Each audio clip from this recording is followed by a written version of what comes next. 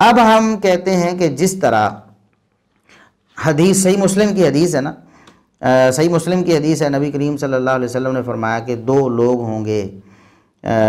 بنو ثقیف قبیلے میں، دو لوگ ہوں گے، ایک کذاب ہوگا اور دوسرا مبیر ہوگا۔ کذاب اور مبیر، کذاب سے کون مراد ہے اور مبیر یعنی ظالم اور ہلاکو سے کون مراد ہے؟ اب جس طرح ساری امت نے بالاتفاق ظالم سے مراد حجاج بن یوسف کو لیا ہے، بالکل اسی طرح ساری امت میں کسی نے کبھی اختلاف نہیں کیا اس بات میں کہ جو کذاب ہے اس سے مراد مختار ثقفی ہے، کذاب سے مراد مختار ثقفی ہے۔ اب علامہ نووی رحمۃ اللہ علیہ نے اس بارے میں یہ لکھا واتفق العلماء، یہ شرح صحیح مسلم ہے۔ مرزا صاحب آپ بھی دیکھ لیں، مرزا صاحب کی باتیں بھی ہم آگے ذکر کرنے والے، وہ کہتے ہیں مجھے کوئی دلیل نہیں ملی۔ آج ہم مرزا صاحب آپ کو دلائل پیش کرتے ہیں، دلیل نہیں دلائل، اور قطعی دلائل انشاءاللہ پیش کریں گے۔ آگے صحیح مسلم کی وہ روایت بھی آ رہی ہے، اس کے الفاظ پر بھی بات ہوگی، اور پھر ہم آگے اس کے شواہد بھی پیش کریں گے کہ کذاب سے مراد نبی کریم صلی اللہ علیہ وسلم کی کیا ہوتی ہے۔ تو بہرحال شرح نووی وہ فرماتے ہیں کہ واتفق العلماء علی ان المراد بالکذاب هنا المختار بن ابی عبید وبالمبیر الحجاج بن یوسف، کہتے ساری امت کے علماء اس بات پر متفق ہیں کہ اس حدیث میں کذاب سے مراد وہ مختار بن ابی عبید ثقفی ہے، اور مبیر یعنی ظالم اور ہلاکو سے مراد حجاج بن یوسف ہے۔ دیکھیں ایک ہی بات ہے، ایک ہی حدیث ہے، اس میں جو پہلا کردار ہے جس کو کذاب کہا گیا، اور یہ بڑی جرح ہے، یہ بڑی جرح ہے اس شخص پر، اس کو ہضم کر لیا، اس کو کھڈے لائن لگا دیا، اور اس کو مانا ہی نہیں، کہہ دیا، یا تو مانا ہی نہیں، کہتے ہم نہیں مانتے کہ یہ کذاب تھا کیونکہ اس کا نام تو آیا نہیں ہے۔ تو جس نے مانا ہے، جیسا کہ اسحاق جالوی صاحب وہ کہتے ہیں، بعض علماء کہتے ہیں کہ وہ گمراہ ہو گیا۔ جب دونوں باتیں امت کے اتفاق سے ثابت ہیں ایک ہی حدیث میں، تو جو حدیث میں پہلا کردار ہے اس کے بارے میں نرم گوشہ رکھنا اور اللہ اس پر رحم کرے اس طرح کی باتیں کرنا، اور دوسرے کے بارے میں جناب جھوٹی سچی باتیں ساری بیان کرتے رہنا، بلکہ اس کے رشتہ داروں کے بارے میں بھی، اس کے فوجیوں اور اس کے جو آگے سپہ سالار اس کے ماتحت تھے ان کے بارے میں بھی جھوٹ جو ہے نا وہ لوگوں کو بیان کرتے رہنا، یہ کہاں کا انصاف؟ تو یہ سب سے پہلے وہ شخص ہیں، اہل سنت میں سے کسی نے مختار ثقفی کا کبھی دفاع نہیں کیا، اہل سنت میں سے کسی نے مختار ثقفی کا کبھی دفاع نہیں کیا، اسحاق جالوی صاحب نے دفاع کیا۔ کیوں؟ جس طرح روافظ کا یہ محبوب شخص ہے نا، روافظ بھی اس کی باتوں اس کے بارے میں اچھے نظریات رکھتے ہیں، تو اسحاق جالوی صاحب نے بھی اس کے بارے میں اچھے نظریات رکھے دلیل کے بغیر۔ اب علی الحسن نقوی صاحب کو ہم سناتے ہیں، علی الحسن نقوی صاحب خود مرزا صاحب سے یہ بات پوچھ رہے ہیں، مرزا صاحب سے یہ بات پوچھ رہے ہیں کہ مختار ثقفی کے بارے میں آپ کا کیا خیال ہے، اور ساتھ میں ایک بات بتا بھی رہے ہیں، کہتے ہیں کہ اہل سنت میں کبھی کسی نے مختار ثقفی کا دفاع نہیں کیا، اسحاق جالوی صاحب نے سب سے پہلے اس کا دفاع شروع کیا۔ پہلے تو ہم یہ بتا دیں کہ اسحاق جالوی صاحب کا اہل سنت سے کوئی تعلق نہیں ہے، یہ علی الحسن نقوی صاحب بالکل غلط کہہ رہے ہیں، اور یہ میں کہتا ہوں کہ یہ اہل سنت پر بہتان ہے کہ اسحاق جالوی صاحب کا تعلق اہل سنت سے تھا، ہم اس کو اہل سنت میں نہیں مانتے، اور اہل سنت کے علماء اس کے نظریات سے بری ہیں۔ تو دوسری بات یہ ہے کہ جس طرح مختار ثقفی کا دفاع اہل سنت نے نہیں کیا تو جالوی صاحب نے کیا سب سے پہلے، یہ علی الحسن نقوی صاحب کا دعویٰ ہے۔ مختار ثقفی کا دفاع مفتی صاحب سب سے پہلے کسی اہل سنت نے نہیں کیا، حالانکہ وہ بھی صحابی کا بیٹا ہے۔ مرزا صاحب کو چاہیے تھا کہ یا تو اس دعوے کو رد کریں اور یا پھر اس کو قبول کریں اور اعلان کریں کہ سب سے پہلے اس دنیا میں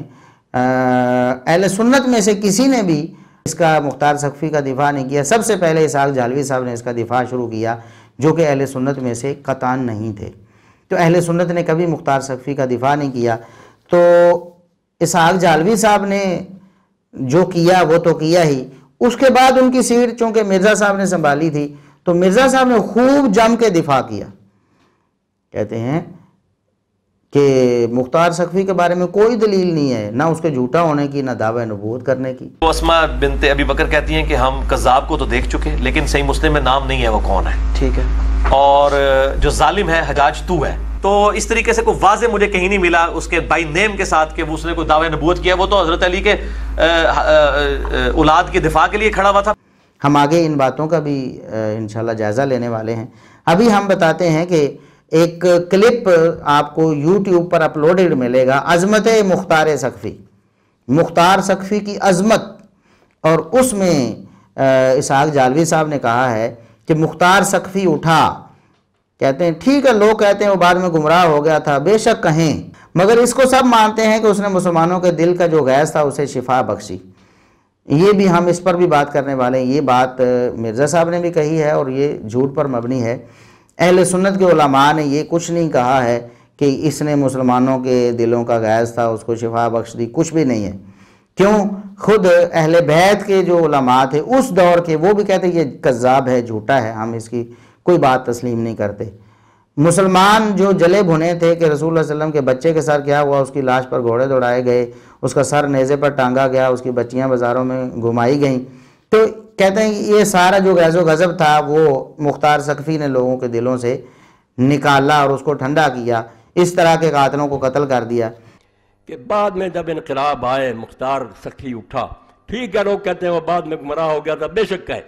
مگر اس کو سب مانتے ہیں کہ اس نے مسلمانوں کے دل کا غیظ جو تھا اس کو شفا۔ مسلمان جو جلے بنے بیٹھے تھے کہ یا رسول اللہ کے بچے کے ساتھ کیا ہوا، اس کی لاش پر گھوڑے دوڑائے گئے، اس کا سر نیزے پر ٹانگا گیا، اس کی بچیاں بازاروں میں گھمائی گئیں، کہاں کوفہ اور وہاں سے دمشق لے جایا گیا۔ اگر شرم ہوتی ہے اس حکومت میں، چلو امام حسین نے کوئی قصور کیا تھا، بعد میں ابن زیاد کو لکھتا ہے یہ یزید کہ سارے بال بچوں کے احترام سے مدینہ بھیج دو، کیا ضرور سے ہزاروں میل کا فاصلہ، جنگل اور بیابانوں میں سے وہاں بیچاروں کو لے گئے، وہاں یہ دھکے کھاتے پھرتے رہے، تو ظلم ہوتا رہا۔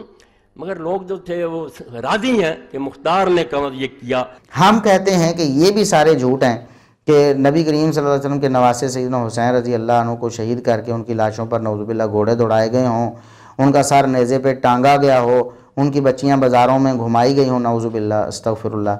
ایسی کوئی بات صحیح سند سے ثابت نہیں ہے اور یہ اہل بیت کی توہین بھی ہے۔ اگر کوئی آج یہ شخص کہے کہ فلاں کی عورت کی عزت خراب کی گئی، حالانکہ ایسا نہ ہوا ہو، چاہے کوئی ہمدردی میں کہے تو یہ اس کی توہین ہوگی کہ نہیں؟ یعنی کسی عزت دار بندے کے بارے میں، کسی عالم کے بارے میں، کسی بزرگ کے بارے میں کہے کہ اس کی بیٹی کی عزت خراب کر دی گئی، اس کی عزت پامال کر دی گئی، حالانکہ ایسا نہ ہوا ہو، تو یہ جو جھوٹ ہے یہ اس شخص کی بھی توہین ہے۔ یہ اہل بیت کی توہین ہے کہ ان کی بچیوں کے بارے میں کہنا کہ ان کی بچیوں کی عزت خراب کی گئی، بازاروں میں گھمایا گیا، نعوذ باللہ۔ ایسی کوئی دلیل نہیں ہے، ایسا کچھ ثابت نہیں ہے، تو کیوں جھوٹ بولے جاتے ہیں؟ یہ اہل بیت کی بھی اصل میں توہین ہے۔ اللہ رب العزت انہیں سمجھ عطا فرمائے۔ تو بچیاں بازاروں میں گھمائی گئیں، سر نیزے پر ٹانگا گیا اور لاشوں پر گھوڑے دوڑائے گئے، ایسی کوئی بات ثابت نہیں ہے۔ اللہ تبارک و تعالیٰ انہیں ان لوگوں کو سمجھ عطا فرمائے کہ یہ خود اہل بیت کی توہین کے درپے ہیں۔ ایسی باتیں اہل بیت کے شایان شان نہیں ہیں کہ ان کی عورتوں کے بارے میں یہ کہنا کہ ان کو بازاروں میں گھمایا گیا، نعوذ باللہ۔ آج کوئی کہے کہ فلاں شخص کی بیٹیوں کو، مثال کے طور پر کوئی کہہ دے کہ مودودی صاحب کی بیٹیوں کو بازاروں میں گھمایا گیا اور یہ بات ثابت نہیں اور یقیناً نہیں ہے، تو کیا یہ مودودی صاحب کی توہین ہوگی کہ نہیں ہوگی؟ یقیناً ہوگی۔ کوئی کہے کہ ڈاکٹر اسرار صاحب کی بیٹیوں کو یا ان کی بیوی کو بازاروں میں گھمایا گیا اور ان کی عزت پامال کی گئی، خراب کی گئی، تو یہ واقعہ نہیں ہوا، تو یہ توہین ہے نا ڈاکٹر اسرار صاحب کی۔ تو اہل بیت کے بارے میں ایسے جھوٹی باتیں بیان کر کے جناب وہ زینب کا دوپٹہ چھین لیا گیا اور یہ کر دیا گیا، وہ کر دیا گیا، تو یہ ان کی توہین ہے، حالانکہ ایسا کچھ نہیں ہوا۔ اللہ رب العزت نے ان کی عزتوں کو محفوظ رکھا تھا، تو آپ کیوں جھوٹ بول کر خراب کرنا چاہتے ہیں؟ لوگوں کے ذہنوں میں یہ بات ڈالنا چاہتے ہیں کہ ان کی عزتیں نعوذ باللہ خراب کی گئی تھیں۔ یہ جھوٹ پر مبنی پروپیگنڈا ہے۔ دوسری بات انہوں نے کی کہ مختار سقفی کی عظمت بیان کرتے ہوئے اس نے اعلان کیا کہ اے اللہ مجھے اتنی عمر دے دے کہ زمین پر ان لوگوں میں سے جو امام حسین کے قتل میں شریک تھے، سپاہی تھے یا افسر تھے، ایک بھی شخص زمین پر چلتا نہ رہے، اس وقت تک مجھے مہلت دے دے۔ اور اللہ نے مہلت دے دی۔ وہ اسی وقت مرا جب وہ سارے اس نے مکا دیے، ان سب کے سر کاٹے، ان کی لاشیں آگ میں جلائیں، ان کے ہاتھ پاؤں کاٹ کر دھوپ میں ان کو پھینکا۔ اس نے یہ پھر اعلان کیا کہ اللہ مجھے اتنی عمر دے دے کہ زمین پر ان لوگوں میں سے جو امام حسین کے قتل میں شریک تھے، سپاہی تھے یا افسر تھے، ایک بھی شخص زمین پر چلتا نہ رہے، اس وقت مجھے مہلت دے دی، اور دے دی رب نے۔ مرا اسی وقت ہے جب وہ سارے اس نے مکا دیے، ان سب کے سر کاٹے، ان کی لاشیں آگ میں جلائیں، ان کے ہاتھ پاؤں کاٹ کر دھوپ میں ان کے پھینکا۔ ہم کہتے ہیں یہ بھی سب جھوٹا پروپیگنڈا ہے، ایسا کچھ نہیں ہوا۔ اگر اس نے یہ دعویٰ کیا مختار سقفی نے کہ میں نے ایسا کر دیا تو وہ تو دجال اور کذاب تھا، اس کی بات کا کیا اعتبار ہے؟ ہم آگے وہ پیش کرتے ہیں سارے شواہد اور دلائل، بلکہ ٹھوس دلائل اور امت کا اجماع کہ وہ کذاب شخص ہے۔ جب وہ کذاب ہے، پرلے درجے کا جھوٹا ہے اور دعویٰ نبوت کرتا ہے تو اس شخص کی باتوں کا کیا اعتبار ہے؟ وہ اگر کہے کہ میں نے اہل بیت کے قاتلوں کو قتل کر دیا ہے تو اس کی بات کو ہم کیسے مانیں گے؟ وہ تو جھوٹا ہے، کذاب ہے وہ تو بہرحال یہ چیزیں جو جھوٹا پروپیگنڈا ہے مختار سقفی کی حمایت میں، ہم اس کو بھی بالکل کنڈیم کرتے ہیں، بالکل غلط جھوٹا پروپیگنڈا ہے۔ یہ نبی کریم صلی اللہ علیہ وسلم کی بات کو جھٹلانے کے مترادف ہے اور امت کے اجماع کو ٹھکرانے کے مترادف ہے۔ امت کا اجماع اس کے خلاف ہے اور آپ اس کو ہیرو بنا کر پیش کر رہے ہیں، جناب اس نے اہل بیت کے قاتلوں کو قتل کر کے مسلمانوں کے جو دلوں کو ٹھنڈا کر دیا۔ سب جھوٹ طوفان ہے، اس کی کوئی حقیقت نہیں۔ تاریخ کی کتابوں میں جو لکھا ہوا وہ بے سند ہے، بعض مورخین نے بھی نقل کیا ہے اور اسی طرح نقل کیا ہے، چونکہ انہوں نے تو تاریخ کو نقل کرنا تھا۔ اب جس تاریخ کی سند ہے وہ معتبر ہے، جس طرح خود جھالوی صاحب کہتے تھے کہ جو مستند بات ہے اس کو قبول کر لیں اور جو بات مستند نہیں ہے اس کو نہ بیان کریں، اس کے بارے میں بات نہ کریں، کیونکہ آپ کے پاس کوئی دلیل ہی نہیں ہے اس کی۔ میرے محترم بھائی، یہ جو تاریخی باتیں ہیں نا، ان میں سے بہت سا مواد تو بلا سندی، اور اگر سندیں بھی ہیں تو بہت کمزور اور ضعیف قسم کی ہیں، جو امام تبری وغیرہ نے اکٹھی کر لی۔ ان کی بنیاد پر ہم اتنی بات فیصلے کریں تو یہ کوئی مناسب بات نہیں۔ یہ باتیں اللہ تعالیٰ پر چھوڑنی چاہیے، جو کوئی مسترد بات ہے نا سامنے اس کو بیان کر سکتے ہیں۔ تو اب مرزا صاحب پہ ہم آتے ہیں کہ مرزا صاحب نے اسحاق جالوی صاحب کی پیروی میں مختار سقفی کا دفاع کیا ہے۔ علی الحسن نقوی صاحب خود مرزا صاحب کے سامنے اس بات کا اقرار کر چکے ہیں، بلکہ اعلان کر چکے ہیں کہ اہل سنت نے کبھی مختار سقفی کا دفاع نہیں کیا۔ مختار سقفی کا دفاع مفتی اسحاق صاحب سے پہلے کسی اہل سنت نے نہیں کیا، حالانکہ وہ بھی صحابی کا بیٹا ہے۔ اسحاق جالوی صاحب نے کیا تھا اور اب مرزا صاحب اس کا دفاع کرتے ہیں۔ مرزا صاحب کہتے ہیں کہ صحیح مسلم میں جو حدیث صحیح مسلم کی ہم پہلے اشارتاً پیش کر چکے ہیں، اب ہم اس کو ذرا واضح طور پر پیش کر دیتے ہیں۔ نبی کریم صلی اللہ علیہ وسلم نے فرمایا ثقیف قبیلے میں ایک کذاب اور ایک مبیر ہوگا، فَأَمَّا الْكَذَّابُ فَرَأَيْنَاهُ۔ سیدہ اسماء رضی اللہ عنہا نے یہ بات کہی تھی، یہ روایت بیان کی کہ نبی کریم صلی اللہ علیہ وسلم نے فرمایا کہ ثقیف میں ایک کذاب اور ایک مبیر ہوگا۔ کذاب کو ہم دیکھ چکے ہیں، کذاب کو ہم دیکھ چکے ہیں، اور جو مبیر ہے وہ حجاج کو کہا کہ وہ تو ہی ہے، تیرے علاوہ ہم نہیں سمجھتے کہ کوئی اور مبیر اور ظالم ہوگا۔ تو ثقیف میں ایک کذاب اور ایک مبیر، کذاب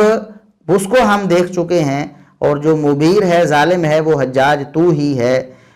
حجاج وہاں سے اٹھ گیا، سیدہ اسماء رضی اللہ عنہا کو کوئی جواب نہیں دے سکا، اس کے پاس کوئی جواب تھا ہی نہیں،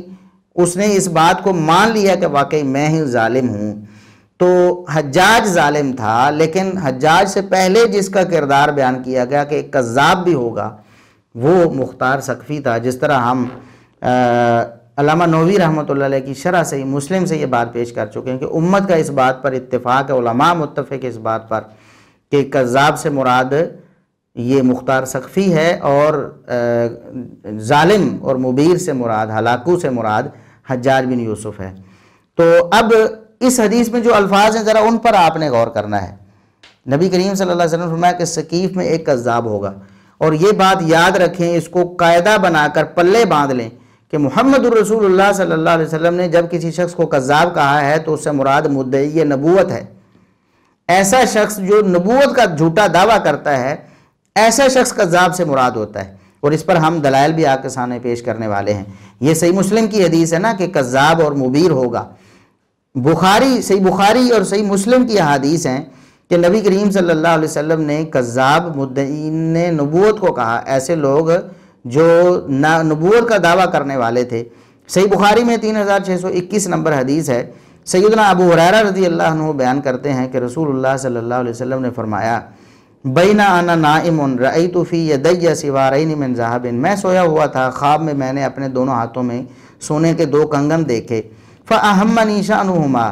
مجھے بڑا برا لگا کہ سونا تو مردوں پر حرام ہے، تو میرے ہاتھوں میں یہ سونے کے کنگن کیوں ہیں؟ میں پریشان ہوا۔ فأوحی الی فی المنام ان انفخہما، خواب میں ہی مجھے وحی کی گئی کہ اے نبی آپ ان پر پھونکیں ذرا ان پر۔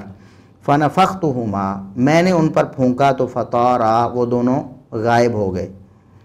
فاولتہما کذابین یخرجان بعدی، میں نے اس خواب کی تعبیر کیا کی ہے؟ انبیاء کے خواب وہی ہوتے ہیں، یقینی اور قطعی ہوتے ہیں۔ تو نبی کریم صلی اللہ علیہ وسلم فرماتے ہیں کہ یہ جو وحی مجھے آئی کہ میرے ہاتھوں میں 2 کنگن تھے اور میری پھونک مارنے پر وہ دونوں غائب ہو گئے، کنگن چلے گئے، دفع ہو گئے، ان دونوں سے مراد 2 کذاب ہیں۔ فَأَوَّلْتُهُمَا كَذَّابَيْنِ يَخْرُجَانِ بَعْدِي، ایسے 2 کذاب ہیں جو میرے بعد نکلیں گے۔ نکلے سے مراد اپنی دعوی نبوت میرے بعد کریں گے، حالانکہ نبی کریم صلی اللہ علیہ وسلم سے ان میں سے ایک کی ملاقات بھی ہوئی تھی، یہ صحیح بخاری میں ہی ہے، آپ صلی اللہ علیہ وسلم ملے تھے مسیلمہ کذاب سے۔ اور یہ بھی ایک بات ہے کہ اسی حدیث میں صحیح بخاری میں ہی ہے، فَقَانَ أَحَدُهُمَا الْأَنْسِيُّ،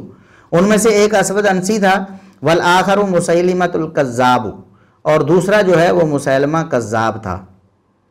نبی کریم صلی اللہ علیہ وسلم نے جو کہا تھا کہ میرے بعد 2 کذاب نبوت کا دعویٰ کریں گے،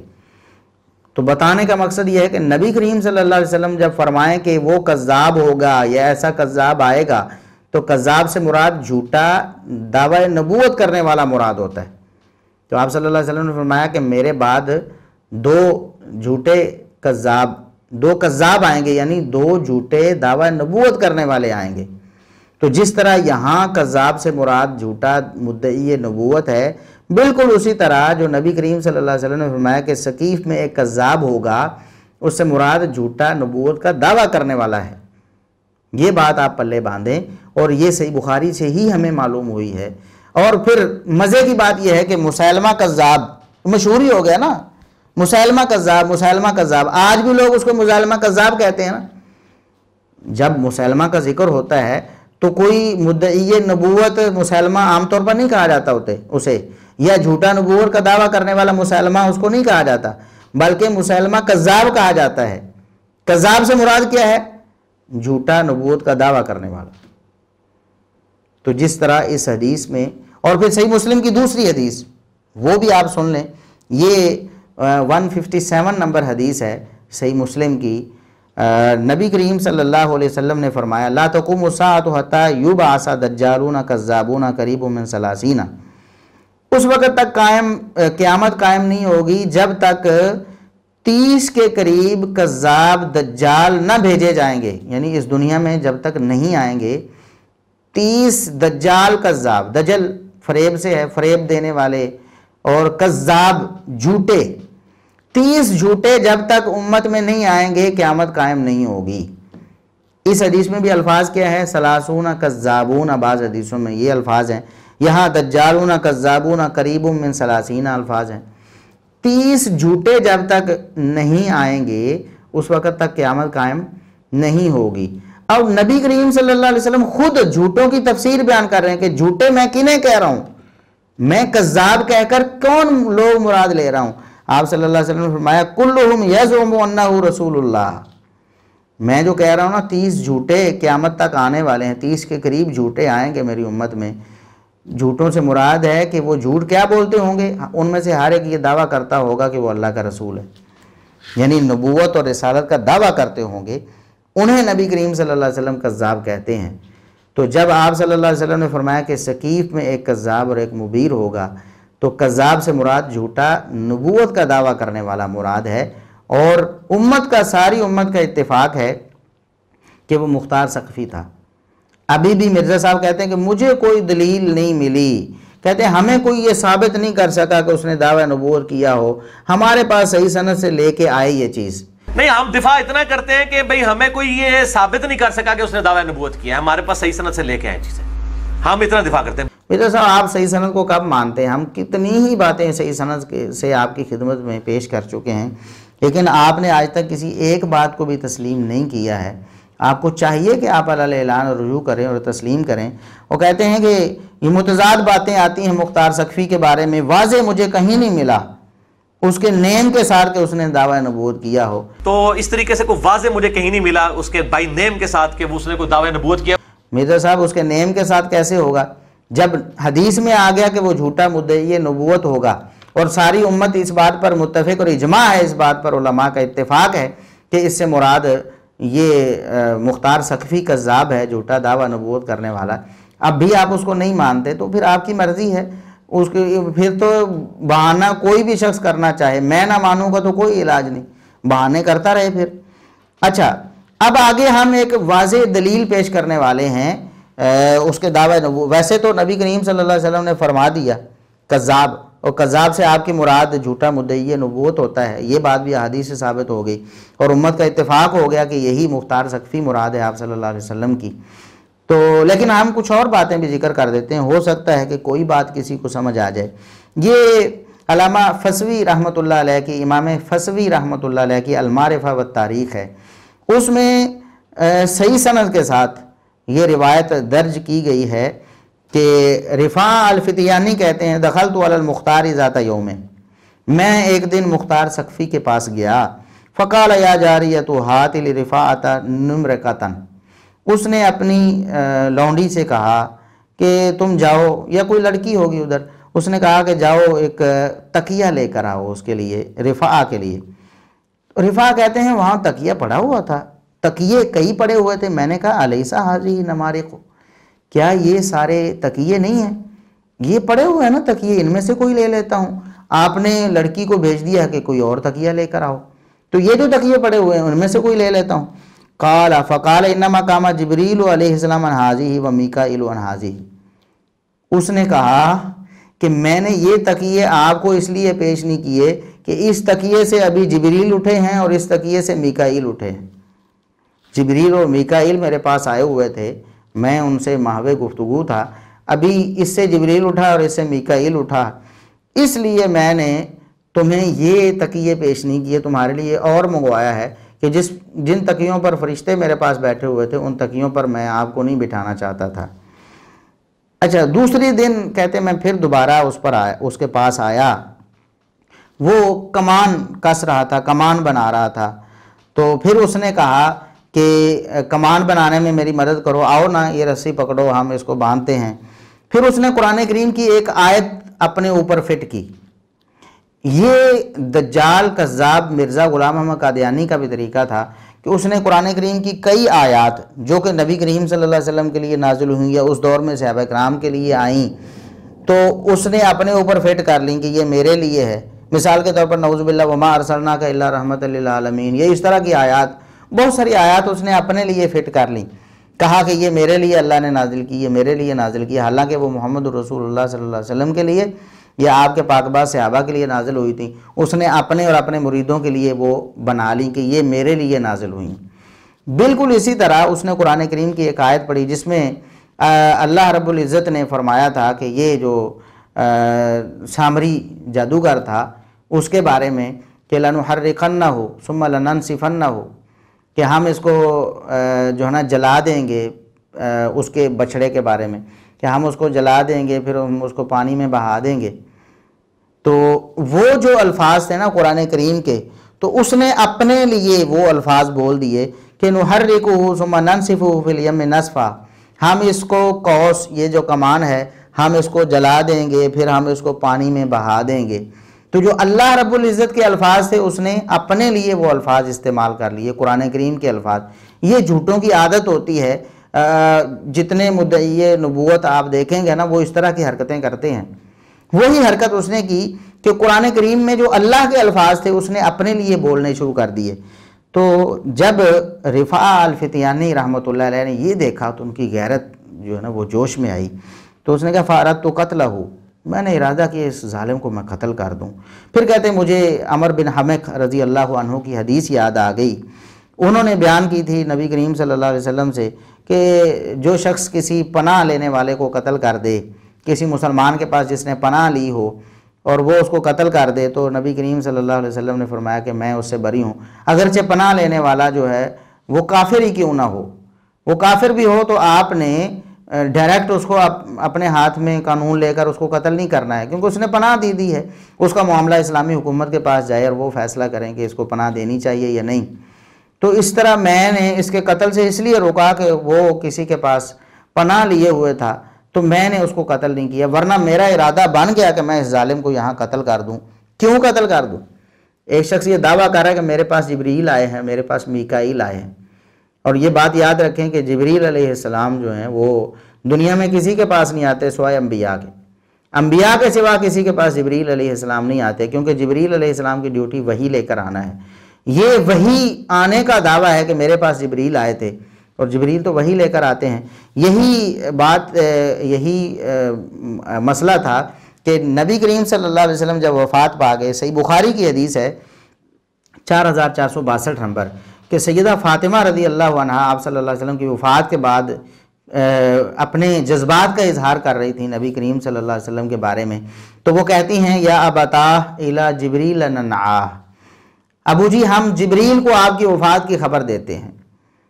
کیونکہ جبریل پہلے آتے تھے وحی لے کر، ہم جبریل کو بتاتے ہیں۔ یہ ایک جذبات کا اظہار ہے، وہ اس طرح نہیں کہہ رہی تھی کہ جبریل کو میں نے بتانا ہے، اپنے جذبات کا اظہار شعروں کی صورت میں، مکفہ کلام کی صورت میں، کہ ابو جی ہم جبریل کو بتاتے ہیں کہ اب آپ اس دنیا سے چلے گئے ہیں، اب جبریل کی جو ڈیوٹی ہے وحی لے کر آنا، اب وہ قیامت تک ڈیوٹی ختم ہو گئی ہے۔ تو اس حدیث سے بھی معلوم ہوتا ہے کہ جبریل کے آنے کا مطلب، جبریل کے آنے کا دعویٰ یہ نبوت کا دعویٰ ہے، کیونکہ جبریل تو وحی لے کر آتے ہیں۔ تو اس کذاب، دجال اور جھوٹے مدعی نبوت نے، مختار سقفی نے یہ دعویٰ کیا کہ میرے پاس جبریل اور میکائیل آئے ہوئے تھے، اور دوسرے دن اس نے قرآن کی آیت جو اللہ کے الفاظ اپنے اوپر فٹ کرنے شروع کر دیے۔ تو رفاع فتیانی نے کہا کہ میرا ارادہ بنا کہ میں اس کو قتل کر دوں۔ اب کوئی شخص کسی کو کیوں قتل کرے گا جب اس نے اتنی بڑی بات کی ہے، اتنی بڑی بات، تو ظاہر ہے تب ہی انہوں نے کہا کہ میں اس کو قتل کر دوں، لیکن میں اس لیے رک گیا کہ میرے پاس اختیار نہیں ہے۔ اب نبی کریم صلی اللہ علیہ وسلم نے یہ بھی فرمایا ہوا کہ جب کسی کافر نے بھی پناہ لی ہو تو آپ کافر کو بھی قتل نہیں کر سکتے، کیونکہ وہ پناہ میں ہے، اس کا معاملہ عدالت میں جائے گا، اور عدالت کے بعد وہ فیصلہ کرے گی کہ اس کو قتل کرنا ہے یا نہیں کرنا۔ تو بہرحال یہ باتیں تھیں۔ اور حافظ ابن کثیر رحمۃ اللہ علیہ نے، جس طرح ہم علامہ نووی رحمۃ اللہ علیہ کی بات پیش کر چکے ہیں پہلے صحیح مسلم کی شرح میں، کہ انہوں نے کہا کہ یہ جو حدیث ہے نا نبی کریم صلی اللہ علیہ وسلم کی کہ ثقیف میں دو ہوں گے، ایک کذاب ہوگا اور دوسرا جو ہے وہ مبیر اور ظالم ہوگا۔ کذاب سے مراد مختار سقفی ہے، مبیر سے مراد حجاج بن یوسف ہے۔ تو وقت تواتر خبر المختار ابن ابی عبید الکذاب الذی کان نائبا للعراق وکان یزعم انہ نبی۔ یہ البدایہ والنہایہ ہے حافظ ابن کثیر رحمۃ اللہ علیہ کی۔ تو البدایہ والنہایہ میں حافظ ابن کثیر رحمۃ اللہ علیہ فرماتے ہیں کہ مختار بن ابی عبید الکذاب، اندازہ کریں، کہتے ہیں اس کے بارے میں متواتر خبریں ہیں، تواتر کے ساتھ یہ باتیں پہنچ گئی ہیں۔ وَكَانَ يَزُمُ أَنَّهُ نَبِيٌّ، وہ یہ دعویٰ کرتا تھا نعوذ باللہ کہ وہ نبی ہے۔ وَأَنَّ جِبْرِيلَ كَانَ يَأْتِيهِ بِالْوَحْيِ، اور وہ یہ بھی دعویٰ کرتا تھا کہ جبریل ان کے پاس وحی لے کر آتے ہیں۔ حافظ ابن کثیر رحمۃ اللہ علیہ ایک دوسری جگہ پر لکھتے ہیں کہ یہ معلوم نہیں کہ اس نے دعویٰ نبوت کیا یا نہیں، لیکن جب ان کے پاس دلائل آ گئے حافظ ابن کثیر رحمۃ اللہ علیہ کے پاس، تو انہوں نے واضح الفاظ میں یہ لکھ دیا وَكَانَ يَزْعُمُ أَنَّهُ نَبِيٌّ، وہ یہ دعویٰ کرتا تھا کہ وہ نبی ہے۔ اس کے نبوت کے دعوے کے بارے میں حافظ ابن کثیر رحمۃ اللہ علیہ کو بھی جو شبہ تھا وہ دلائل کی بنیاد پر ختم ہو گیا۔ اب ایک اور انہوں نے قول نقل کیا ہے، ابن عمر رضی اللہ عنہما سے کہا گیا کہ یہ دعویٰ ہے کہ اس پر وحی آتی ہے، تو انہوں نے کہا کہ سچ کہتا ہے، وہ سچ کہتا ہے۔ اللہ نے بھی فرمایا وَإِنَّ الشَّيَاطِينَ لَيُوحُونَ إِلَىٰ أَوْلِيَائِهِمْ، اللہ بھی فرماتا ہے کہ شیاطین اپنے دوستوں کی طرف وحی کرتے ہیں، تو اس کو شیطان کی وحی آتی ہوگی پھر اس دجال کو۔ یہ جو قول ہے تفسیر ابن ابی حاتم سے حافظ ابن کثیر رحمۃ اللہ علیہ نے نقل کیا ہے۔ ہم نے وہاں جا کر دیکھا تو اس کی سند میں ایک ضعف ہے کہ ابو اسحاق السبیعی جو ہیں وہ مدلس ہیں، اور آن کے ساتھ اس روایت کو بیان کر رہے، سماع کی تصریح نہیں کی، باقی سند صحیح ہے۔ تدلیس کی وجہ سے یہ روایت کمزور ہے۔ تو جو لوگ سند کا بالکل اعتبار ہی نہیں کرتے، وہ محمد بن قاسم کے بارے میں جھوٹی روایتیں جو ہے نا وہ لوگوں کو سناتے رہتے ہیں، یا پھر حجاج بن یوسف کے بارے میں ضعیف روایتیں بیان کرتے رہتے ہیں، اس کا ظلم تو واضح ہے نا، لیکن اس کے ظلم کو بڑھانے کے لیے، لوگوں کے سامنے بڑھا چڑھا کر پیش کرنے کے لیے اس طرح کی باتیں بھی کرتے ہیں کہ 1,20,000 اس نے یوں قتل کر دیے، تو انہیں تو اس سند پر بھی ایمان لے آنا چاہیے نا۔ بہرحال ہم تو اس پر بات نہیں کر رہے، حافظ ابن کثیر رحمۃ اللہ علیہ کی بات کر رہے ہیں کہ حافظ ابن کثیر رحمۃ اللہ علیہ فرماتے ہیں متواتر طور پر یہ بات ثابت ہے کہ یہ کذاب تھا، اور یہ نبی کریم صلی اللہ علیہ وسلم کے بعد نبوت کا دعویٰ بھی کرتا تھا مختار ثقفی کذاب، اور یہ بھی دعویٰ کرتا تھا کہ اس کے پاس جبریل آتے ہیں، نعوذ باللہ۔ اس کے بعد ہم ذرا اہل بیت کے افراد کے بارے میں ہم بتاتے ہیں کہ اہل بیت کے جو مشہور و معروف امام تھے ان کا کیا نظریہ تھا، جن کے دور میں یہ بندہ موجود تھا ان کا کیا خیال ہے۔ یہ ہیں امام محمد بن علی بن الحسین بن علی بن ابی طالب، ابو جعفر الباقر، ابو جعفر الباقر، امام باقر رحمۃ اللہ علیہ، اہل بیت کے بہت بڑے عالم ہیں، بہت بڑا نام ہے، شیعہ ہوں سنی ہوں سارے ان کا ادب و احترام کرتے ہیں، ان کو امام مانتے ہیں، ہم بھی امام مانتے ہیں کہ وہ دین کے امام تھے، وہ عالم تھے، اس امت کے بڑے بزرگ تھے، تو محمد علی مرزا صاحب بھی کہتے ہیں۔ تو امام جعفر الباقر جو ہیں وہ بیان کرتے ہیں، ان کے بارے میں عیسیٰ بن دینار کہتے ہیں سألت ابا جعفر عن المختار، میں نے امام باقر سے مختار کے بارے میں پوچھا۔ اب میں ذرا رشتہ داری بھی بتا دوں، یہاں بعض لوگوں کو نہیں معلوم ہوگی، اکثر لوگوں کو معلوم بھی ہوگی۔ یہ محمد بن علی بن الحسین بن ابی طالب ہیں، بن علی بن ابی طالب، یعنی سیدنا حسین رضی اللہ عنہ کے پوتے ہیں۔ ابو جعفر الباقر سیدنا حسین بن علی رضی اللہ عنہما کے پوتے ہیں، یہ پوتے بیان کرتے ہیں۔ ان سے پوچھا گیا، یعنی سیدنا حسین رضی اللہ عنہ کے پوتے سے، سیدنا علی رضی اللہ عنہ کے پڑ پوتے سے،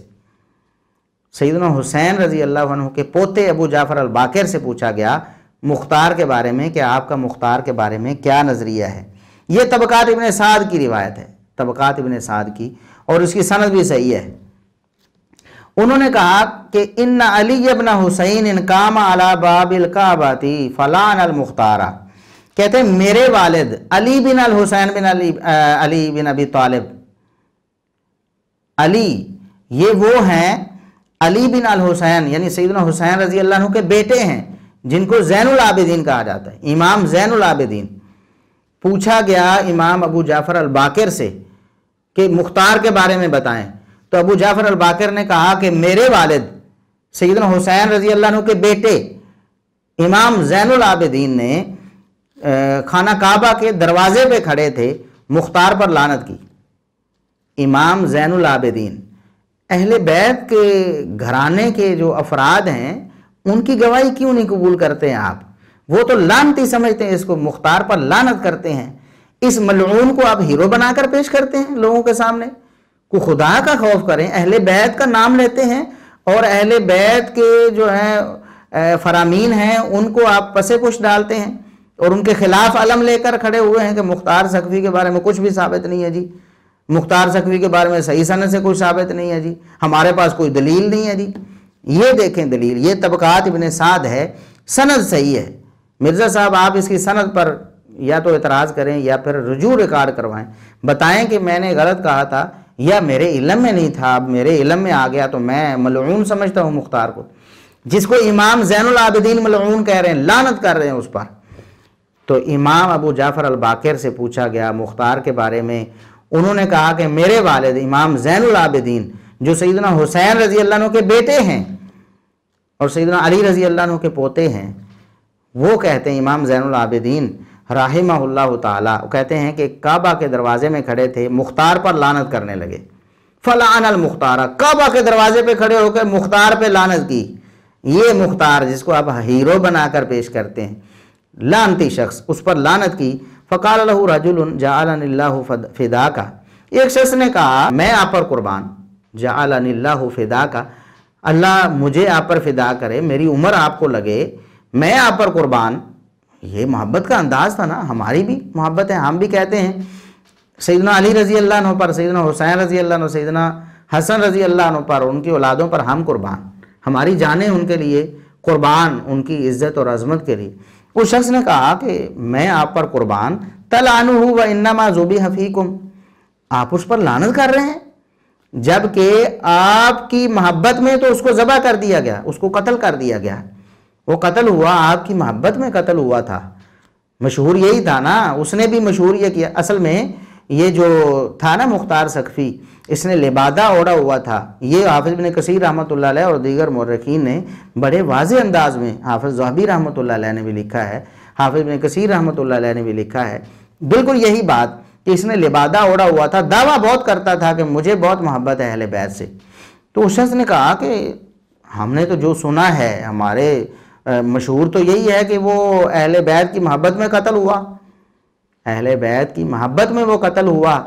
تو فقال، امام زین العابدین رحمہ اللہ تعالیٰ نے کیا فرمایا، یہ حسین رضی اللہ عنہ، حسین رضی اللہ عنہ جن کی نسبت کر کے کہتے ہیں ہم حسینی ہیں، حسینی مشن، حسین رضی اللہ عنہ کے بیٹے امام زین العابدین رحمہ اللہ کیا فرماتے ہیں، تم کہتے ہو کہ یہ اہل بیت کی محبت میں قتل ہوا ہے، انہ کان کذابا یکذب علی اللہ وعلی رسولہ، یہ بہت بڑا دجال جھوٹا تھا، یہ تو اللہ اور اس کے رسول صلی اللہ علیہ وسلم پر جھوٹ بولنے سے باز نہیں آتا تھا، ہمارے بارے میں جو اس نے دعویٰ کیا ہے وہ کیسے سچا ہو سکتا، یہ تو کذاب تھا، سخت جھوٹا تھا، اللہ اور اس کے رسول صلی اللہ علیہ وسلم پر جھوٹ باندھا کرتا تھا، یہ ملعون شخص ہے، میں اس پر لعنت کرتا ہوں۔ جس پر آل رسول لعنت کرے اس کے بارے میں آپ اس کو ہیرو بنا کر پیش کرتے ہیں اور کہتے ہیں ہمارے پاس کوئی دلیل ہی نہیں ہے۔ مرزا صاحب آپ پڑھتے کیوں نہیں؟ سیدنا معاویہ رضی اللہ عنہ یا دیگر جو صحابہ کرام، ان کے بارے میں جھوٹی روایتیں نکال کر کہاں سے جہاں سے روافض کی کتابوں سے بھی بیان کر دیتے ہیں، بغیر حوالے کے بھی بیان کر دیتے ہیں، اور ضعیف سند والی بھی بیان کر دیتے ہیں، جھوٹی سند والی بھی بیان کر دیتے ہیں۔ لیکن یہ مختار سقفی کے بارے میں امام زین العابدین رحمۃ اللہ علیہ کا قول بھی آپ کو نہیں ملا۔ سیدنا حسین رضی اللہ عنہ کے بیٹے نے اس دجال پر لعنت کی، اور کہنے والے نے یہی کہا کہ اس کے بارے میں تو ہم نے سنا ہے کہ آپ کی محبت میں قتل ہوا، اور فرمایا یہ جھوٹا شخص تھا، اللہ رسول پر جھوٹ بولتا تھا، ہمارے اس سے کوئی تعلق نہیں۔ یہ اور دوسری سند طبقات الکبریٰ ابن سعد سے ہی، اس کی سند بھی حسن ہے۔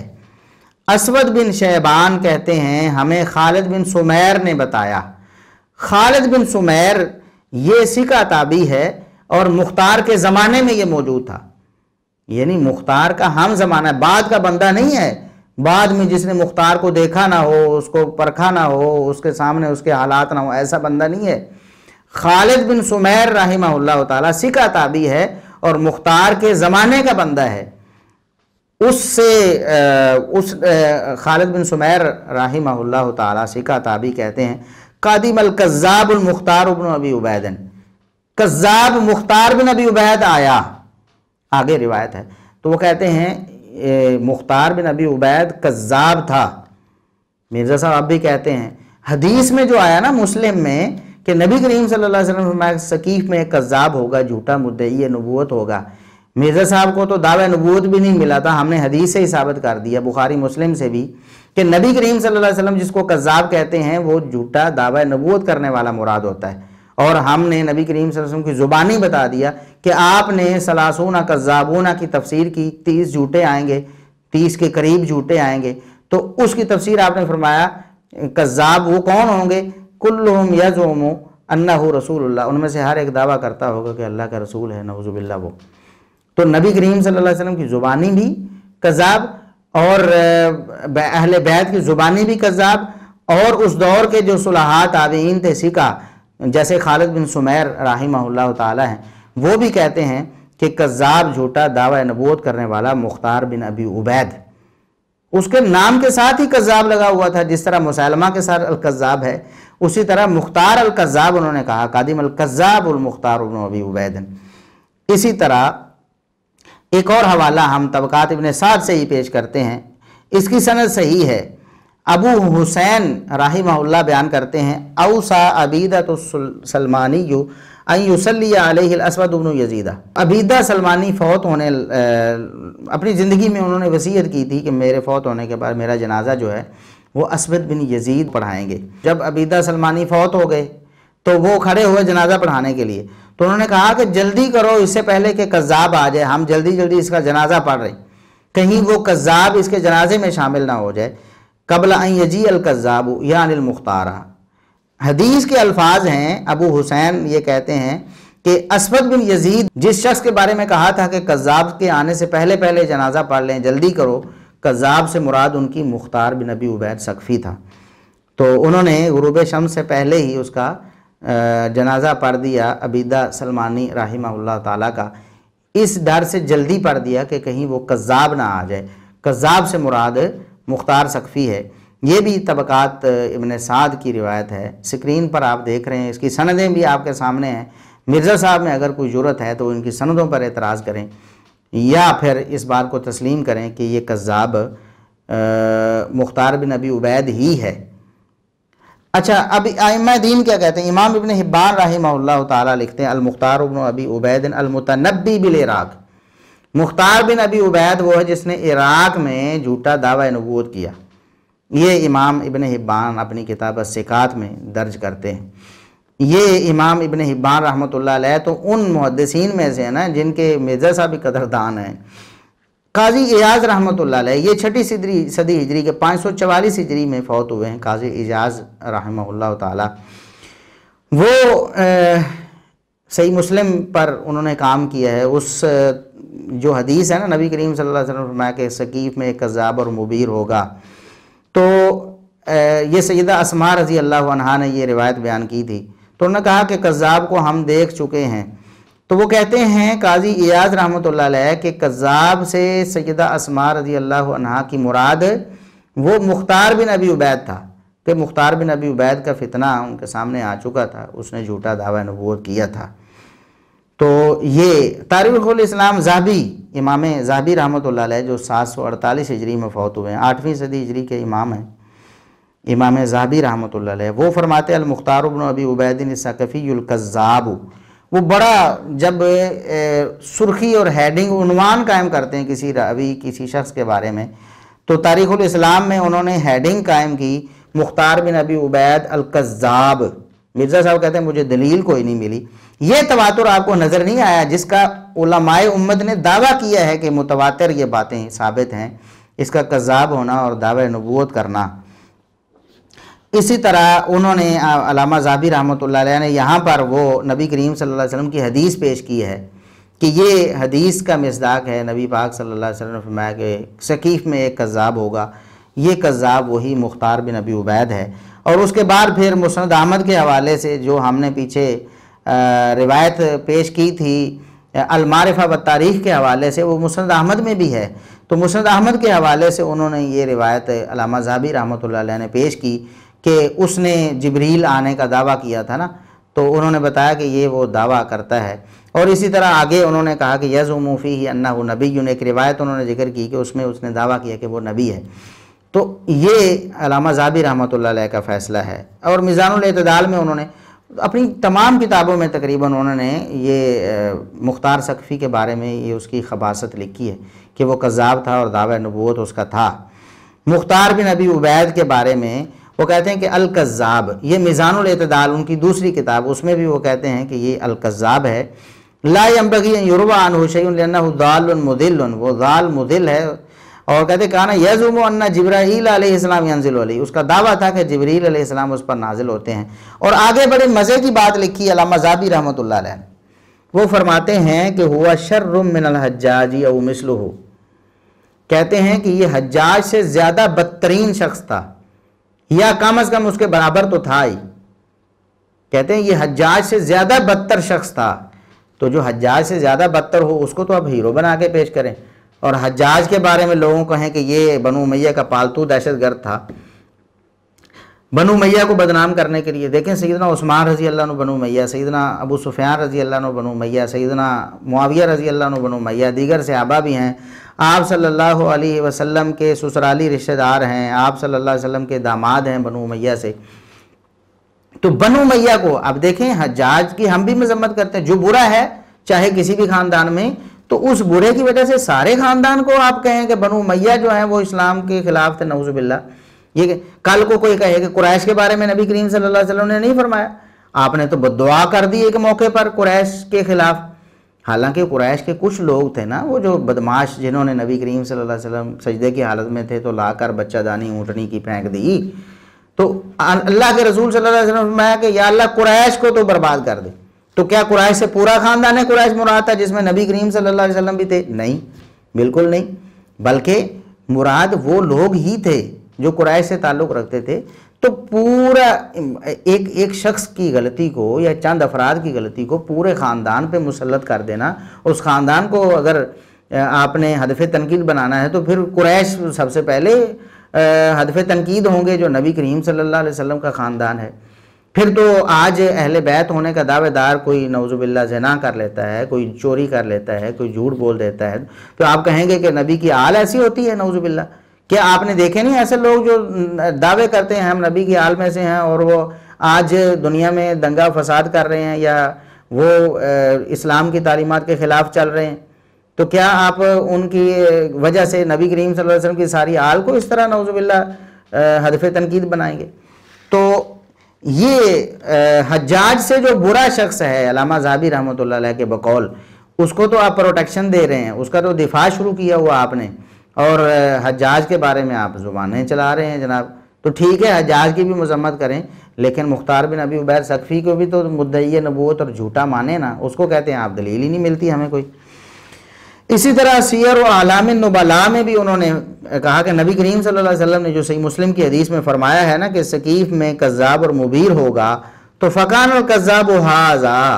علامہ ذہبی رحمۃ اللہ علیہ فرماتے ہیں کذاب تو یہی تھا مختار بن ابی عبید، ادعا ان الوحی یاتیہ وانہ یعلم الغیب،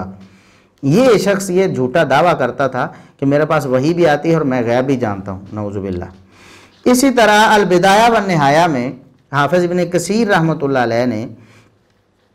فرمایا کہ جب یہ بدبخت ملعون یہ دنیا سے گیا نا تو اس نے ایک اپنا حلقہ احباب بنایا ہوا تھا، کچھ فورس بھی تیار کر دی، کچھ لوگوں کو جھوٹے نعرے پہ، جس طرح اب بھی لوگ نعرے لگاتے ہیں، اہل بیت کے نام کا نعرہ لگا لیا، کچھ لوگوں کو اپنے ساتھ ملا لیا،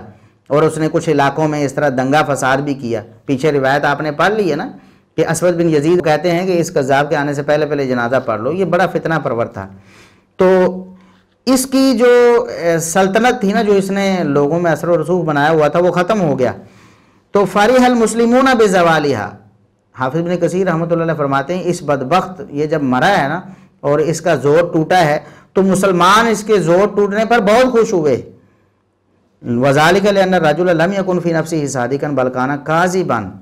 اس کی وجہ کیا تھی؟ لوگ اس کی موت کی وجہ سے خوش کیوں ہوئے مسلمان؟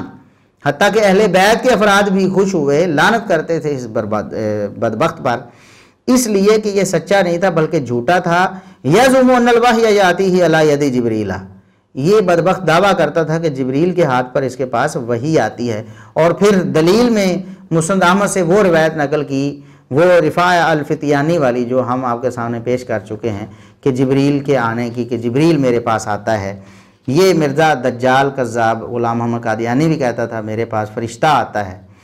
تو وہ تو کہتا ہے میرے پاس ٹیچی آتا ہے، غلام محمد قادیانی نے یہ کہا تھا. تو اس بدبخت نے تو جبریل کا انعام لے لیا کہ جبریل میرے پاس آتا ہے نعوذ باللہ. اسی طرح البدایہ والنہایہ میں حافظ ابن کثیر رحمۃ اللہ نے اور بھی کئی مقامات، یہ ایک مقام ہے، کہتے ہیں وَسَيَأْتِي فِي تَرْجَمَةِ الْمُخْتَارِ مَا يَدُلُّ عَلَى كَذِبِهِ وَافْتِرَائِهِ وَادِّعَائِهِ نُصْرَةَ أَهْلِ الْبَيْتِ وَهُوَ فِي نَفْسِ الْأَمْرِ مُسْتَتِرٌ بِذَلِكَ لِيَجْمَعَ عَلَيْهِ رِعَاءً مِّنَ الشِّيَّةِ الَّذِينَ بِالْكُوفَةِ لِيُقِيمَ لَهُمْ دَوْلَةً. کہتے ہیں کہ مختار کے ترجمے میں وہ سارے دلائل آئیں گے جن سے ثابت ہوگا کہ یہ جھوٹا تھا، افترا باندھتا تھا اور زبانی طور پر دعویٰ کرتا تھا کہ میں اہل بیت کی نصرت کے لیے کھڑا ہوا ہوں، حالانکہ وہ فی نفس الامر متستر بذالک، یہ تو اس نے ایک آڑ بنائی ہوئی تھی، اہل بیت کا نام تو استعمال کرتا تھا تاکہ کوفے کے جو شیعہ لوگ ہیں ان کو اپنے ہمنوا کر سکے اور پھر اس سے اپنے سیاسی مقاصد حاصل کر سکے. تو یہ جھوٹا سیاسی مقاصد کے لیے اہل بیت کا نام استعمال کرتا تھا، اہل بیت سے قطعاً یہ مخلص نہیں تھا. ثم ان اللہ تعالیٰ سلط علیہ من انتقم منہ، کہتے ہیں اللہ رب العزت نے پھر اس شخص کو اس پر مسلط کیا جس نے اس سے انتقام لیا. وَهَذَا هُوَ الْكَذَّابُ الَّذِي قَالَ فِيهِ رسول صلی اللہ علیہ وسلم فی حدیث اسماء بنت صدیق، کہتے ہیں سیدہ اسماء بنت ابی بکر صدیق رضی اللہ عنہا کی حدیث میں نبی کریم صلی اللہ علیہ وسلم جو فرمایا نا کہ کذاب ہوگا ثقیف میں، یہی وہ کذاب ہے۔ کتنی واضح باتیں اہل علم نے لکھی ہیں۔ الاصابہ میں حافظ ابن حجر رحمۃ اللہ علیہ نے کیا فرمایا؟ وہ فرماتے ہیں کہ شاہد علیہ بدعوی النبوت والکذب الصریح جماعت من اہل البیت، کہتے ہیں کہ اس کے دعوی نبوت اور صریح جھوٹا ہونے کے بارے میں گواہی تو اہل بیت کی ایک جماعت نے دی ہے۔ کہتے ہیں اہل بیت کی جماعت میں سے، اہل بیت میں سے بہت سے لوگ اس کو جھوٹا اور کذاب اور اس کے دعوی نبوت کے بارے میں گواہی دیتے ہیں کہ اس دجال نے دعوی نبوت کیا تھا اور یہ دجال جھوٹا تھا۔ پھر انہوں نے مسند احمد کی وہی حدیث ذکر کی جس میں اس نے جبریل کے آنے کی بات کی تھی، اور امام ابن حبان رحمۃ اللہ علیہ کے حوالے سے بھی انہوں نے یہی حدیث مسلم والی ذکر کی کہ سیدہ اسماء رضی اللہ عنہا کی مراد یہی کذاب مختار بن ابی عبید تھا۔ علامہ عینی حنفی جو ہیں، بدر الدین عینی حنفی، یہ احناف میں بڑا ایک نام ہے، یہ 855 ہجری میں فوت ہوئے، یہ بھی 9ویں صدی ہجری کے امام ہیں احناف کے۔ تو وہ کہتے ہیں المختار بن ابی عبید الکذاب، مختار بن ابی عبید الکذاب، جس طرح مسیلمہ کذاب اس طرح مختار بن ابی عبید کذاب۔ اسی طرح علامہ سیوطی جو ہے نا وہ شرح صحیح مسلم میں لکھتے ہیں المختار بن ابی عبید الثقفی ادعا النبوۃ، مختار بن ابی عبید ثقفی نے دعوی نبوت کیا تھا۔ اسی طرح علامہ قسطلانی جو ہیں وہ شرح صحیح بخاری ارشاد الساری کے نام سے انہوں نے لکھی، اس میں وہ لکھتے ہیں خرج المختار بن ابی عبید الثقفی وتغلب علی الکوفہ، مختار بن ابی عبید ثقفی نکلا، اس نے کوفے پر غلبہ حاصل کیا، ثم ادعا النبوۃ، پھر اس نے نبوت کا دعویٰ کر دیا، وزعم ان جبریل یاتیہ، پھر اس نے یہ دعویٰ کیا کہ اس کے پاس جبریل آتے ہیں۔ تو یہ کتنی صریح باتیں ہیں، امت کا اتفاق ہے، تواتر ہے، ہر دور کے علماء بالاتفاق نبی کریم صلی اللہ علیہ وسلم کی اس حدیث کا مصداق اس کذاب کو، اس جھوٹے مدعی نبوت کو قرار دیتے رہے، اور حدیث سے بھی ہم نے ثابت کیا کہ نبی کریم صلی اللہ علیہ وسلم نے جو فرمایا ہے کہ یہ کذاب ہوگا، تو کذاب سے مراد آپ کا نبوت کا دعویٰ کرنے والا جھوٹا ہوتا ہے، عام جھوٹا نہیں آپ کی مراد ہوتی جب آپ کذاب فرماتے ہیں کسی کو، اور اس کے بارے میں احادیث بھی ہم نے نقل کر دیں۔ اب ایک طرف تو مرزا صاحب کہتے ہیں کہ یہ جو مباہلہ کرنا ہے نا یہ دعوی نبوت کے مترادف ہے،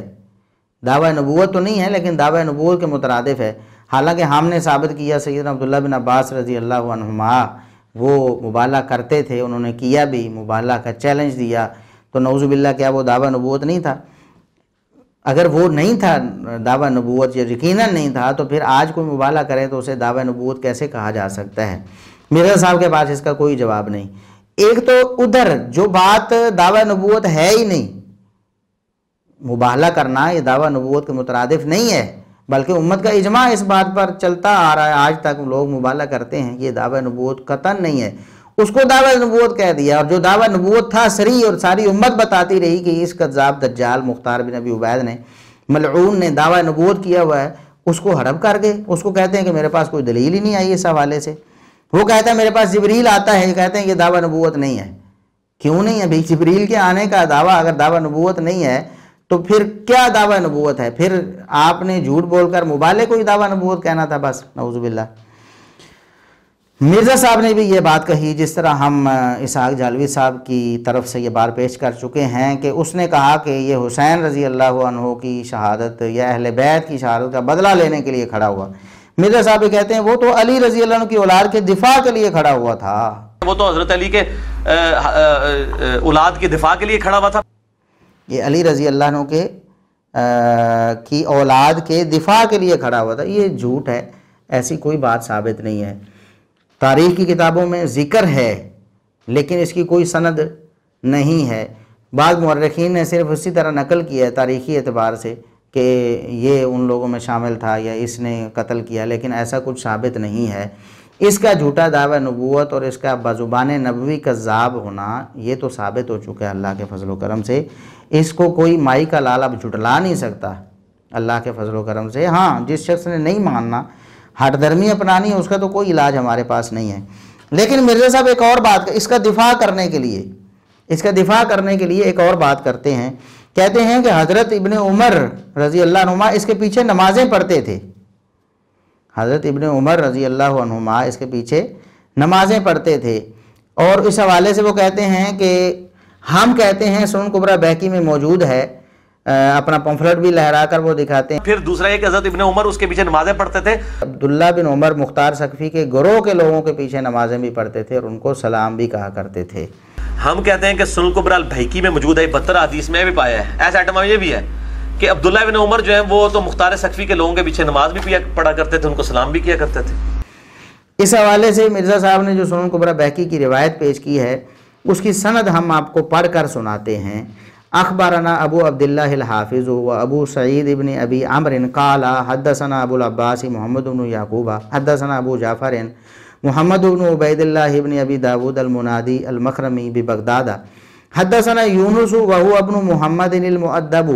حدثنا ابو شہاب حدثنا یونس بن عبید عن نافع قال كان ابن عمر يسلم على الخشبیۃ والخوارج وهم يقتتلون فقال من قال حي على الصلاة اجبته ومن قال حي على الفلاح اجبته ومن قال حي على قتل اخيك المسلم واخذ ماله قلت لا۔ کہتے ہیں کہ سیدنا عبداللہ بن عمر رضی اللہ عنہما خشبیہ کو سلام کہہ دیا کرتے تھے، خشبیہ کو سلام کہہ دیا کرتے تھے۔ خشبیہ کا ترجمہ مرزا صاحب نے کیا ہے کہ یہ مختار بن ابی عبید ثقفی کے گروہ کے لوگ تھے۔ ہم مان لیتے ہیں جی، ہم اس پر بحث نہیں کرتے کہ خشبیہ سے مراد آپ صحیح سند سے ثابت کریں کہ وہی لوگ تھے، ہم اس کا آپ سے مطالبہ نہیں کرتے، لیکن ہم کہتے ہیں کہ یہ جو روایت ہے خشبیہ کو سلام کہنے کی، یا عبداللہ بن عمر رضی اللہ عنہ نے کہا کہ جو حی علی الصلاۃ کہے گا میں اس کے پیچھے نماز پڑھ لوں گا، حی علی الفلاح کہے گا، یعنی جو اسلام کے دعوے دار لوگ ہیں اور اذانیں دیتے ہیں، جماعتیں کرواتے ہیں، میں ان کے پیچھے نماز پڑھ لوں گا۔ تو یہ جو روایت ہے، پہلی بات تو یہ ہے کہ یہ روایت ضعیف ہے مرزا صاحب۔ آپ بار بار لوگوں کو بتاتے رہے ہیں کہ مدلس کی آن والی روایت وہ ضعیف ہوتی ہے، مدلس کی آن والی روایت ضعیف ہوتی ہے، جب تک وہ سماع کے تصریح نہ کرے اس کی روایت قبول نہیں۔ اس پر تو آپ نے امت کا اجماع بھی پیش کیا ہوا ہے مقدمہ صحیح مسلم کے حوالے سے، وہ آپ کے بہت سارے کلپس ہیں، ہم 2-3 لوگوں کے سامنے چلا دیتے ہیں ابھی۔ اور یہ پیٹ رول ہے صحیح مسلم کے مقدمے میں، محدثین کا اجماع ہے کہ مدلس کی ان والی روایت سماع کی تصریح کے بغیر ضعیف تصور کی جاتی ہے۔ اس میں حسن بصری مدلس ہیں، ان سے روایت کر رہے ہیں، سماع کی تصریح کوئی نہیں ہے، یہ پکی ضعیف روایت ہے۔ صحیح مسلم کے مقدمے میں امام مسلم نے لکھا ہے کہ مدلس کی ان والی روایت سماع کی تصریح کے بغیر ضعیف ہوگی، لہذا یہ آپ صلی اللہ علیہ وسلم کا فرمان ہی نہیں ہے، یہ روایت ہی جعلی ہے، اور اصول محدثین پر بھی یہ روایت جعلی ہے۔ بھی سفیان ثوری مدلس ہے۔ اب یہ اہل حدیث سے پوچھنا چاہیے کہ اللہ کے بندو، ایک جگہ ایک روایت کو ضعیف کہہ رہے ہو اور اسی سند کی دوسری روایت آ رہی ہے آپ کے، اس کو آپ صحیح کہہ کے اس پہ چل رہے ہیں، تو یہ غلط ہے۔ اس میں سفیان ثوری مدلس ہے۔ ہم ایک اصول رکھیں گے، دوغلی پالیسی نہیں کہ تہاڈی ہے تے اسی نہیں مننی، ساڈی ہے تے تسی نہیں مننی، نہیں، ایک اصول۔ تو آپ اس بات کو مانتے ہیں کہ مدلس کی آن والی روایت ضعیف ہوتی ہے۔ اب یہ جو یونس بن عبید ہے نا، یونس بن عبید یہ مدلس ہے، یہ خود ہم آپ کو شیخ زبیر علی زئی رحمۃ اللہ علیہ کی کتاب جو انہوں نے طبقات المدلسین کی تحقیق کی ہے، الفتح المبین کے نام سے، ہم اس کا سکین آپ کو دکھا دیتے ہیں۔ جو یونس بن عبید ہیں وہ مدلس ہیں، آپ اپنی سکرین پر دیکھ لیں۔ تو جب یونس بن عبید مدلس ہیں تو وہ ان نافع ان کے ساتھ نافع رحمہ اللہ سے یہ روایت نقل کرتے ہیں، تو مدلس کی آن والی روایت مرزا صاحب قبول نہیں ہوتی۔ اب آپ زیادہ سے زیادہ یہ زور لگائیں گے، یا آپ نے لکھا کہ شیخ زبیر علی زئی رحمۃ اللہ علیہ نے اس کی سند کو صحیح کہا ہے، ہم کہتے ہیں کہ یہ شیخ زبیر علی زئی رحمۃ اللہ علیہ کی خطا ہے۔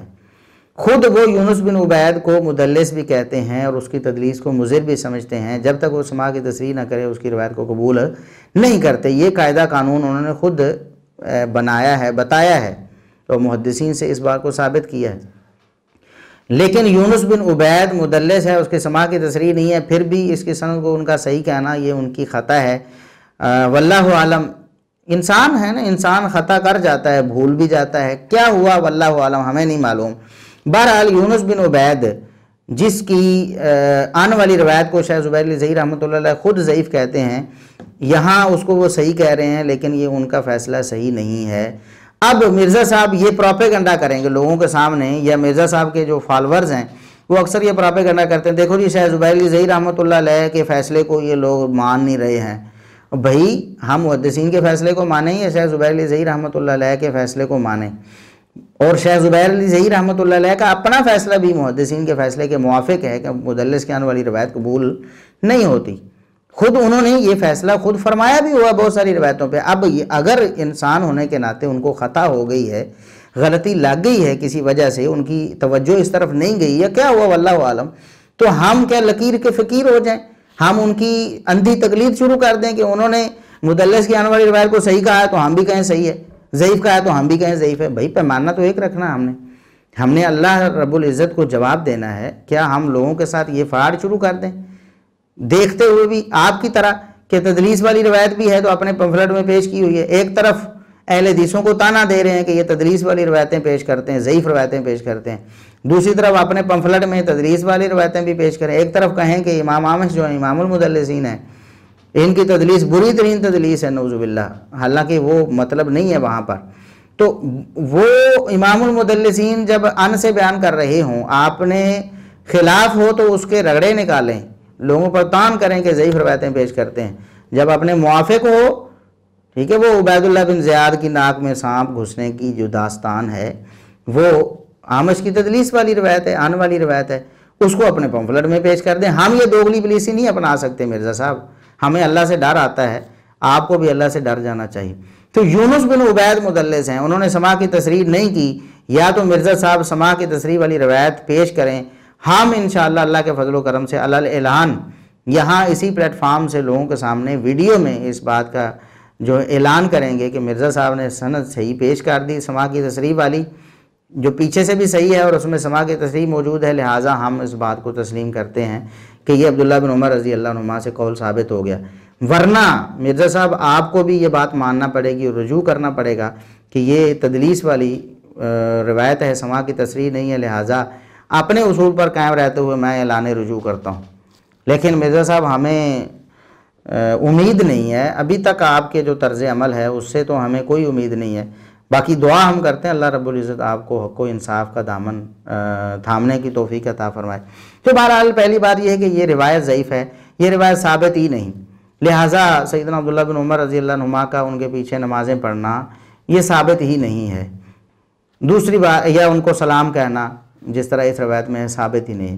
دوسری بات یہ ہے کہ یہ مختار کے پیچھے انہوں نے نمازیں نہیں پڑھی، نہ مختار کو سلام کہا ہے، خشبیہ کے پیچھے انہوں نے نمازیں پڑھنے کا کہا ہے اور خشبیہ کو سلام کہا ہے. یہ خشبیہ کون ہے؟ آپ کی تفسیر ہم مان لیتے ہیں کہ یہ مختار بن ابی عبید کے گروہ کے بندے تھے. تو کیا سارے بندوں کا نقطہ نظر یا نظریہ وہی تھا جو مختار بن ابی عبید کا تھا؟ ایک سیاسی طور پر لوگ تو جمع تو ہو سکتے ہیں نا، ایک شخص کے ساتھ مل سکتے ہیں، جس طرح وہ دعویٰ کرتا تھا نا اہل بیت کی محبت کا نام لیتا تھا، تو بعض سادے لوگ جو بیچارے ہیں نیک لوگ بھی اس کے ساتھ مل گئے ہوں گے کہ ہم بھی اہل بیت سے محبت کرتے ہیں، ہم اس کے ساتھ مل کر کچھ کرتے ہیں. یہ تو چونکہ آڑ کے طور پر اہل بیت کا نام استعمال کر رہا تھا سیاسی مقاصد کے لیے، خود حکومت اور غلبہ حاصل کرنے کے لیے، تو لہٰذا ان لوگوں کا کیا قصور جنہیں اس کی خباثت کا پتہ ہی نہیں تھا.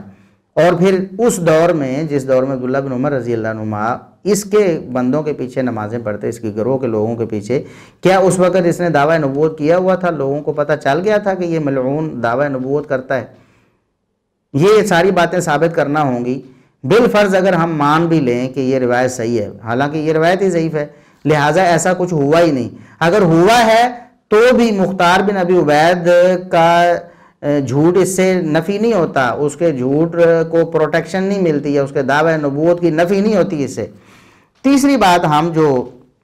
مرزا صاحب کو پیش کرنا چاہتے ہیں کہ شیخ زبیر علی زئی رحمۃ اللہ علیہ نے اس روایت کی سند کو کہ عبداللہ بن عمر رضی اللہ عنہما خشبیہ کو سلام کہہ دیتے تھے، مختار بن ابی عبید کے ساتھیوں کو، ہاں آپ کے بقول ہم مان لیتے ہیں کہ وہ خشبیہ وہی تھے، ان کو سلام کہتے تھے یا ان کے پیچھے نمازیں پڑھ لیتے تھے. تو خود شیخ زبیر علی زئی رحمۃ اللہ علیہ نے یہ لکھا ہوا ہے کہ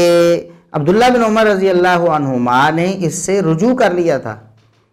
ایسے لوگوں کو سلام کہنے یا ایسے لوگوں کو پیچھے نمازیں پڑھنے سے عبداللہ بن عمر رضی اللہ عنہما نے رجوع کر لیا تھا. وہ کہتے ہیں کہ عبداللہ بن عمر رضی اللہ عنہما سے یہ صحیح ثابت ہے کہ وہ بدعتی کے سلام کا جواب بھی نہیں دیتے تھے،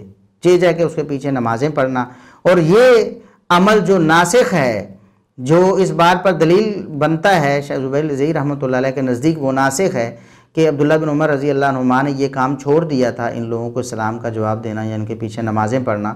دلیل یہ سنن ترمذی کی حدیث ہے، یہ حدیث جامع ترمذی کی ہے کہ سیدنا عبداللہ بن عمر رضی اللہ عنہما کے پاس ایک شخص آیا اور اس نے کہا کہ فلاں آدمی آپ کو سلام کہتا ہے، فلاں شخص آپ کو سلام کہتا ہے. تو عبداللہ بن عمر رضی اللہ عنہما نے فرمایا مجھے یہ معلوم ہوا ہے کہ اس میں کوئی بدعت آ گئی ہے. انہو بالغنی انہو قد احدث، اس نے کوئی بدعت اختیار کی ہوئی ہے، مجھے یہ بات معلوم ہوئی ہے. فَإِن كَانَ قَدْ أَحْدَثَ فَلَا تُقْرِئْهُ مِنِّي السَّلَامَ، اگر واقعی اس نے کوئی بدعت اختیار کی ہوئی ہے تو میری طرف سے اسے سلام کا جواب نہیں دینا. میں نے کوئی اس کو سلام نہیں کہا ہے، اگر وہ بدعتی نہ ہوا تو اس کو سلام کہہ دینا میری طرف سے بھی جواباً، اور اگر اس نے بدعت اختیار کی ہوئی تو میری طرف سے اسے سلام نہ کہنا، کیونکہ میں نے رسول اللہ صلی اللہ علیہ وسلم کو یہ فرماتے ہوئے سنا ہے کہ میری امت میں خسف یا مسخ ہوگا یا قذف ہوگا، وہ قدریہ میں ہوگا جو تقدیر کے بارے میں پٹڑی سے اترے ہوئے ہیں، تقدیر کے قرآن و سنت والے احکامات نہیں مانتے، تقدیر کے انکاری ہیں. تو عبداللہ بن عمر رضی اللہ عنہما بدعتیوں کو سلام کہنا کیا اس کا جواب دینا بھی گوارا نہیں کرتے تھے،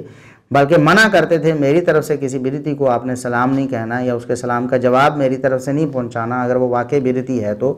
نماز پڑھنا تو بڑی دور کی بات ہے مرزا صاحب. تو شیخ زبیر علی زئی رحمۃ اللہ علیہ جنہوں نے اس حدیث کو صحیح کہا تھا، اس روایت کو، ان کے نزدیک بھی وہ روایت منسوخ ہے. آپ نے یہ حکم تو نقل کر دیا شیخ زبیر علی زئی رحمۃ اللہ علیہ کا، لیکن یہ ان کی تصریح نقل نہیں کی کہ ان کے نزدیک وہ قول منسوخ ہے. یہ بددیانتی ہے مرزا صاحب، یہ بددیانتی ہے. آپ اس بددیانتی سے بچ جائیں، اللہ سے توبہ کریں اور حق کا ساتھ دیں آپ.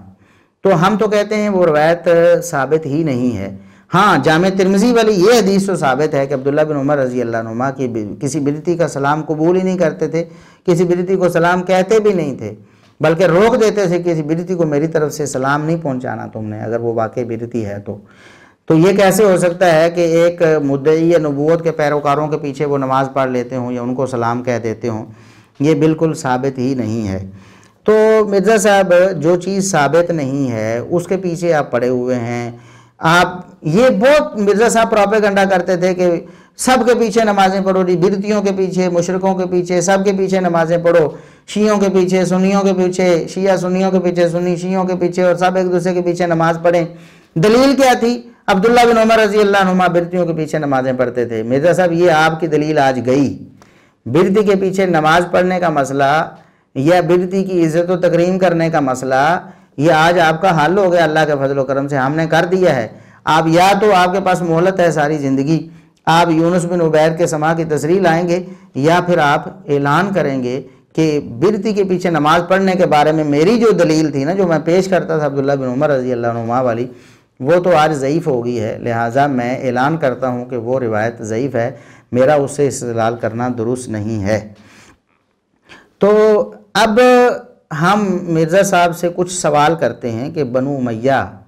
کی دشمنی میں تو آپ اتنا آگے چلے جاتے ہیں کہ محمد بن قاسم رحمۃ اللہ علیہ سے جو کچھ ثابت نہیں ہے اس کو بھی ثابت کرنے کی کوشش کرتے ہیں پکڑ دھکڑ کر. محمد بن قاسم رحمۃ اللہ علیہ کے بارے میں ائمہ دین نے آپ ہمیں تصریح دکھائیں نا، حافظ بن کثیر، حافظ ذہبی، حافظ بن حجر اور دیگر ائمہ اور اہل بیت کے افراد، انہوں نے کوئی اس طرح کی بات کہی ہو کہ یہ تو ہمارا دشمن ہے، یہ ہمارے نعوذ باللہ عورتوں پر ظلم و ستم کرتا تھا یا اہل بیت کے افراد پر ظلم و ستم کرتا تھا، کوئی ایک صحیح سند ہمیں پیش کریں، یا کوئی ایک جو متبع سنت موحد جو سید ہے جو اہل بیت میں سے، اس سے یہ بات ثابت کریں. ہم اس کے الٹ ثابت کرنے کے لیے تیار ہیں اللہ کے فضل و کرم سے. ایک طرف تو یہ ہے کہ آپ ایک شخص پر جھوٹے الزامات لگاتے ہیں، دوسری طرف ایک شخص پر الزام ثابت ہے حدیث میں نبی کریم صلی اللہ علیہ وسلم کی زبانی وہ کذاب ہے اور جھوٹا دعوی نبوت کرنے والا ہے. اہل بیت کے افراد سیدنا حسین رضی اللہ عنہ کے بیٹے امام زین العابدین اس کو لعنت کرتے ہیں اس شخص پر اور کہتے ہیں اللہ رسول پر بھی جھوٹ باندھتا تھا، ہمارا اس سے کوئی تعلق نہیں ہے.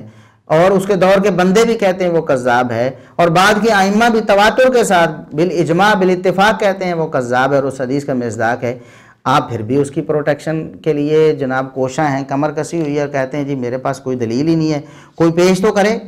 ہم تو کہتے ہیں ہم پیش کرتے ہیں. اب یہ تو آپ نے دیکھ لیا دوغلی پالیسی، ایک طرف جھوٹے قصے کہانیاں وہ حجاج کے ظلم کے حوالے سے بھی پیش کر دیتے ہیں، حالانکہ جو صحیح حدیث سے ثابت ہے ہم بھی مانتے ہیں، یا جو صحیح اسناد روایات سے ثابت ہے ہم بھی حجاج کے ظلم مانتے ہیں، لیکن اس کے بارے میں ضعیف روایتیں بھی قبول ہیں، اور محمد بن قاسم رحمۃ اللہ علیہ کے خلاف جھوٹی من گھڑت روایتیں بھی، موزل منقطع روایتیں بھی قبول ہیں، اور مختار سقفی جس پر لعنت ثابت ہے، جس کا جھوٹا دعوی نبوت ثابت ہے، جس کا جھوٹا ہونا ثابت ہے، ساری امت کے اتفاق کے ساتھ اس کا انکار کرنے کے درپے ہیں، اور ادھر سیدنا معاویہ رضی اللہ عنہ کے خلاف جو جھوٹی باتیں جو ثابت نہیں ہیں ان کو ثابت کرنے کی کوشش کرتے ہیں، اور اس پر اجماع ثابت کرنے کی کوشش کرتے ہیں، نعوذ باللہ۔ یہ جالوی صاحب کا نظریہ آپ ذرا سنیں سیدنا معاویہ رضی اللہ عنہ کے بارے میں۔ کہتے ہیں یزید تو کجا، حضرت معاویہ کو کوئی دنیا میں کوئی عالم نہیں کہتا کہ وہ خلیفہ راشد ہیں، کہتے ہیں سب یہ کہتے ہیں کہ یہ جائر ہیں، نعوذ باللہ۔ جائر کا معنی ظالم ہوتا ہے، امام جائر اور ظالم ہیں، یہ ظلم کرتے رہے، نعوذ باللہ۔ میں نے کہا ساری امت کے علماء جو ہیں ایک بھی نہیں جرت کرے کہ یزید تو کجرا حضرت معاویہ کو کہہ دے کہ وہ خلیفہ راشد، اس کا کوئی حوالہ دے کہ یہ اس نے فیصلہ، نہیں، فیصلہ ختم ہوگا کہ نہیں یہ جائر ہیں، امام جائر اور ظالم ہے، کرتے رہے۔ ہم جالوی صاحب دنیا سے جا چکے ہیں، ہم کچھ بھی نہیں کہتے، اللہ کے ساتھ ان کا معاملہ ہے۔ ہم ان کے ماننے والوں کو یہ دست بستہ ہم اپیل کریں گے کہ اللہ کے لیے آپ غور کریں۔ ہم صحابہ کرام سے لے کر امت کے سارے جو صلحاء ہیں، علماء ہیں، فقہاء ہیں، ان کے اقوال پیش کر چکے ہیں سیدنا معاویہ رضی اللہ عنہ کے فضائل پر، اور ان کی فضیلت منقبت پر، ان کے ادب و احترام پر۔ اور یہ لوگ کہتے ہیں جی سارے یہ کہتے تھے کہ وہ ظالم ہیں، وہ نعوذ باللہ ظلم کرتے تھے۔ صحابہ کرام میں سے ہم پیش کر چکے فضائل معاویہ، دفاع معاویہ، وہ سیریز ہماری ہو چکی ہیں، وہ آپ دیکھ سکتے ہیں۔ فضائل معاویہ میں بھی ہم نے پیش کیا سیدنا سعد بن ابی وقاص رضی اللہ عنہ سے صحیح سند کے ساتھ، وہ کہتے ہیں کہ یہ تو حق و انصاف والے ہیں، ایسا عدل و انصاف والا بندہ تو میں نے عثمان رضی اللہ عنہ کے بعد اس دنیا میں کوئی نہیں دیکھا ہے۔ یہ سعد بن ابی وقاص جو اشرا مبشرہ میں سے ہیں، یہ وہ بیان کرتے ہیں۔ اسی طرح سیدنا ابو الدرداء رضی اللہ عنہ وہ گواہی دیتے ہیں، وہ فرماتے ہیں کہ نبی صلی اللہ علیہ وسلم کے بعد آپ والی ہو بہو نماز میں نے کسی میں نہیں دیکھی سوائے سیدنا معاویہ رضی اللہ عنہ سے۔ ام المومنین سیدہ عائشہ رضی اللہ عنہا کہتی ہیں کہ اللہ میری عمر معاویہ کو لگا دے، یعنی اتنا زیادہ ان کا احترام ہے اور ان کی خدمات ہیں کہ ام المومنین رضی اللہ عنہا بھی دعا کرتی ہیں کہ اللہ میری عمر معاویہ کو لگا دے۔ اس طرح اور بھی صحابہ کی گواہیاں ہیں، تابعین کی، ائمہ دین کی گواہیاں ہیں۔ پھر کہتے ہیں کہ خلیفہ راشد کسی نے نہیں کہا۔ ہمارا ایک کلپ ہے سیدنا معاویہ رضی اللہ عنہ خلیفہ راشد سیدنا معاویہ رضی اللہ عنہ، آپ وہ دیکھ سکتے ہیں۔ ہم نے اللہ کے فضل سے ان کی زبانی بھی ثابت کیا ہے۔ یہ کہتے ہیں نا خلافت 30 سال ہے، ہم کہتے ہیں خلافت کا پہلا دور 30 سال ہے۔ یہ مطلب نہیں کیونکہ بعد خلافت ہے ہی نہیں، خلافت تھی، علماء نے تو یہ جو تاریخ الخلفاء سیوطی کا حوالہ دیتے ہیں اس میں کیا ہے، اس میں تو سارے اموی جو حکمران تھے سب کو ہی خلفاء کہا گیا ہے۔ آپ سیدنا معاویہ رضی اللہ عنہ کو خلیفہ ماننے کے لیے تیار نہیں ہے، انہوں نے تو سب کو ہی خلفاء کہا ہے۔ خلفاء جمع کا صیغہ ہے نا، خلفاء کی تاریخ، تو علماء خلفاء کہتے ہیں انہیں۔ آپ بھی کہتے ہیں کہ عمر بن عبدالعزیز رحمۃ اللہ علیہ خلیفہ راشد تھے، وہ بھئی 30 سال میں خلافت ختم ہو گئی تھی، تو اتنے عرصے بعد عمر بن عبدالعزیز رحمۃ اللہ علیہ خلیفہ راشد کیسے بن گئے؟ اور اگر آپ مان لیں کہ خلافت راشدہ تھی بعد میں بھی 30 سال کے بعد بھی، تو سیدنا معاویہ رضی اللہ عنہ کیوں خلیفہ راشد نہیں تھے، جن کے بارے میں امام زہری رحمۃ اللہ علیہ فرماتے ہیں کہ 20 سال کا دور ہے نا سیدنا معاویہ رضی اللہ عنہ کا، ان کا دور حکومت جو ہے، کہتے ہیں کہ عمر بن خطاب کی سیرت پر عمل کیا ہے سیدنا معاویہ رضی اللہ عنہ نے۔ تو عمر بن خطاب کی سیرت کیا تھی، یہ ان لوگوں کو معلوم ہوگی نا۔ یہ لوگ بھی اعتراف کرتے ہیں کہ عمر بن خطاب حق و انصاف والے اور عدل و انصاف والے اور ظلم و ستم سے بچنے والے اور قتل و غارت گری سے بچنے والے تھے، ان سے کچھ بھی ظلم و ستم، کوئی قتل و غارت ثابت نہیں ہے سیدنا عمر رضی اللہ عنہ سے۔ بالکل اسی طرح سیدنا معاویہ رضی اللہ عنہ سے بھی ایسا کچھ ثابت نہیں ہے۔ یہ جو جھوٹا دعویٰ کیا کہ سارے علماء لکھتے رہے کہ وہ ظالم جابر تھے، لعنت اللہ علی الکاذبین، اللہ جھوٹوں پر اپنی لعنت کرے،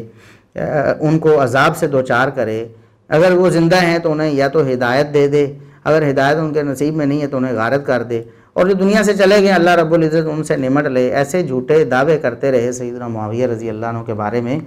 ہم نے جو اللہ کے فضل و کرم سے ایک کام کر دیا ہے، یہ امت پر حجت ہے اللہ کے فضل و کرم سے۔ اب کوئی شخص یہ بہانہ نہیں کر سکتا کہ ہمیں سیدنا معاویہ رضی اللہ عنہ کے بارے میں کوئی غلط فہمی رہ گئی اور لوگوں نے جھوٹ ہمیں پلا دیا تھا، سنا دیا تھا اور ہم اس کو سنتے رہے، لہٰذا ہمیں کسی نے حق بتایا ہی نہیں۔ ہم نے اللہ کے فضل و کرم سے حق آپ کے سامنے رکھ دیا ہے۔ آپ پر یہ بات لازم ہے کہ اگر آپ نے اسحاق جہلوی صاحب یا مرزا محمد علی انجینئر صاحب کو سنا ہوا ہے تو آپ ہمارا دفاع معاویہ اور فضائل معاویہ، یہ جو 2 سیریز ہیں ہماری، یہ لازمی پوری دیکھیں۔ انشاءاللہ اللہ کے فضل و کرم سے آپ کو ہر اشکال کا جواب ملے گا۔ اور اگر آپ سمجھتے ہیں کہ فلاں اشکال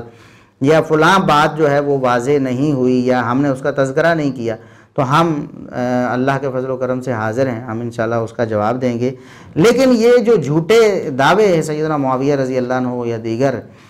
صلحاء صحابہ کرام یا بعد کے لوگوں کے بارے میں ہیں، ہم یہ برداشت نہیں کریں گے۔ ہم اللہ کے فضل و کرم سے اس کی حقیقت واضح کرتے رہیں گے کہ ایک طرف مختار بن ابی عبید جیسے دجال اور کذاب اور دعوی نبوت کرنے والے ملعون، جس پر اہل بیت لعنت کرتے رہے، ایک طرف اس کو ہیرو بنانے پہ تلے ہوئے ہیں اور دوسری طرف سیدنا معاویہ رضی اللہ عنہ کو نعوذ باللہ زیرو بنانے پہ تلے ہوئے ہیں۔ ان لوگوں کو خدا کا خوف بھی نہیں آتا ہے۔ اللہ رب العزت انہیں ہدایت دے یا غارت کرے۔ اب ہم کچھ روایات اور بھی پیش کریں۔ علماء نے بھی اور بہت کچھ لکھا ہے، ہم تو چونکہ صحیح سند کے دعوے دار ہیں اور ہم صحیح سند کا التزام کرتے ہیں، اس لیے ہم اس طرح کی باتیں نہیں کرتے، ورنہ تاریخ سے جس طرح یہ بے سند اور جھوٹی باتیں نقل کرتے ہیں نا، اس طرح کی تو اور باتیں تاریخ میں موجود ہیں۔ مثال کے طور پر طبقات ابن سعد میں ہی دیکھ لیں کہ علی رضی اللہ عنہ کے ایک بیٹے تھے عبید اللہ، ان کے بارے میں لکھا ہے کہ اس کو مختار بن ابی عبید نے قتل کیا تھا۔ علی رضی اللہ عنہ کے بیٹے کو معاف نہیں کیا، مختار بن ابی عبید نے قتل کیا۔ تاریخی باتوں پہ اگر آپ جاتے ہیں نا، تاریخی باتیں کہ اس نے یہ کر دیا، محمد بن قاسم نے وہ کر دیا اور یہ ہو گیا، وہ مختار نے یہ کارنامے کر دیے، اگر وہ تاریخ کی بغیر سند باتیں لینی ہیں تو یہ باتیں کیوں نہیں لیتے کہ علی رضی اللہ عنہ کے بیٹے عبید اللہ کو اس ظالم نے قتل کیا؟ یہ بات بھی آپ مانیں، پھر لعنت کریں نا اہل بیت کے قاتل پر۔ اسی طرح طبقات ابن سعد میں ہی ہے، عبداللہ بن عمر رضی اللہ عنہما 8 یا 10 مہینے جو ہیں وہ مدینہ میں قیام پذیر رہے۔ مدینہ میں ان کے قیام کرنے کا سبب کیا تھا؟ امام ابن سعد رحمۃ اللہ علیہ لکھتے ہیں کہ وہ مختار سے ڈرے ہوئے تھے کہ وہ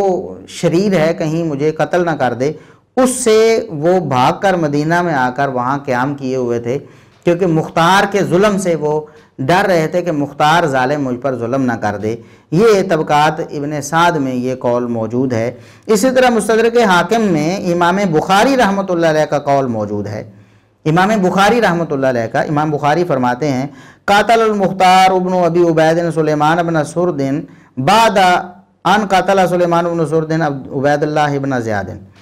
کہتے ہیں کہ سلیمان بن سرد نے رضی اللہ عنہ، یہ صحابی ہے نا، سلیمان بن سرد نے عبید اللہ بن زیاد کو قتل کیا تھا۔ تو عبید اللہ بن زیاد کے قتل کے بعد یہ چونکہ سلیمان بن سرد رضی اللہ عنہ نے کیا تھا تو مختار بن ابی عبید نے ان صحابی کو قتل کر دیا۔ امام بخاری رحمۃ اللہ علیہ فرماتے ہیں کہ سلیمان بن سرد رضی اللہ عنہ نے عبید اللہ بن زیاد کو قتل کیا تھا، تو اس قتل کی پاداش میں سلیمان بن سرد رضی اللہ عنہ کو مختار بن ابی عبید نے قتل کر دیا۔ یہ بات بھی آپ تاریخ کی مان لیں، پھر کہیں کہ جو عبید اللہ بن زیاد کو قتل کرنے والا تھا، جس نے یہ کارنامہ کیا، آپ کے بقول تو عبید اللہ بن زیاد قاتل تھا نا حسین رضی اللہ عنہ کا، تو پھر آپ کے نزدیک اہل بیت کے قاتلوں کا قاتل تو سلیمان بن سرد رضی اللہ عنہ تھے، تو جنہوں نے یہ کارنامہ کیا سلیمان بن سرد رضی اللہ عنہ نے، ان کو قتل کس نے کر دیا؟ مختار بن ابی عبید نے۔ تو پھر آپ لعنت کریں نا ایسے شخص پر۔ اسی طرح یہ امام ابن حبان رحمۃ اللہ علیہ کی کتاب الثقات ہے، اس میں انہوں نے لکھا ہے کہ عمار بن یاسر رضی اللہ عنہ کے بیٹے محمد نامی تھے، اس کو مختار بن ابی عبید نے قتل کیا۔ عمار بن یاسر رضی اللہ عنہ کے بیٹے محمد کو مختار بن ابی عبید نے قتل کیا۔ اور البدایہ والنہایہ میں ہے کہ مختار نے اپنے چچا سے کہا کہ ہم حسن رضی اللہ عنہ کو پکڑ کے معاویہ کو بیچ دیں، معاویہ رضی اللہ عنہ کے پاس بھیج دیں، یعنی یہ تو مقابل میں 2 فوجیں ہیں، تو ہم اس طرح کرتے ہیں، غداری کرتے ہیں، ہم اہل بیت کے نام پر ان کے ساتھ ملے ہوئے ہیں، لیکن ہم اندر کھاتے یہ کرتے ہیں کہ حسن رضی اللہ عنہ کو پکڑتے ہیں، پکڑ کر چپکے سے معاویہ رضی اللہ عنہ کے پاس لے جاتے ہیں۔ اور پھر ان سے کوئی انعام و اکرام لیتے ہیں۔ یہ بات حافظ ابن کثیر رحمۃ اللہ علیہ البدایہ والنہایہ میں لکھی ہے۔ اگر بے سند باتیں لینی ہیں تو پھر مختار بن ابی عبید کی یہ دجالی جو کاروائی ہے یا جو سازش تھی، یہ بھی آپ قبول کریں کہ یہ ایسا لعنتی تھا جو سیدنا حسن رضی اللہ عنہ کو نقصان پہنچانا چاہتا تھا۔ اسی طرح الاصابہ حافظ ابن حجر رحمۃ اللہ علیہ لکھتے ہیں وقاتل المختار محمد بن عمار بن یاسر ظلمًا، مختار نے محمد بن عمار بن یاسر کو، عمار بن یاسر رضی اللہ عنہ کے بیٹے محمد کو قتل کیا ظلمًا، بڑا ظالم تھا یہ، اس کو قتل کیا کیوں؟ لأنہ سألہ ان یحدث عن ابیہ بحدیث کاذب، اس نے کہا کہ اپنے والد عمار بن یاسر کی طرف جھوٹی روایت منسوب کر کے مجھے بتاؤ تاکہ میں جھوٹی روایت لوگوں کے سامنے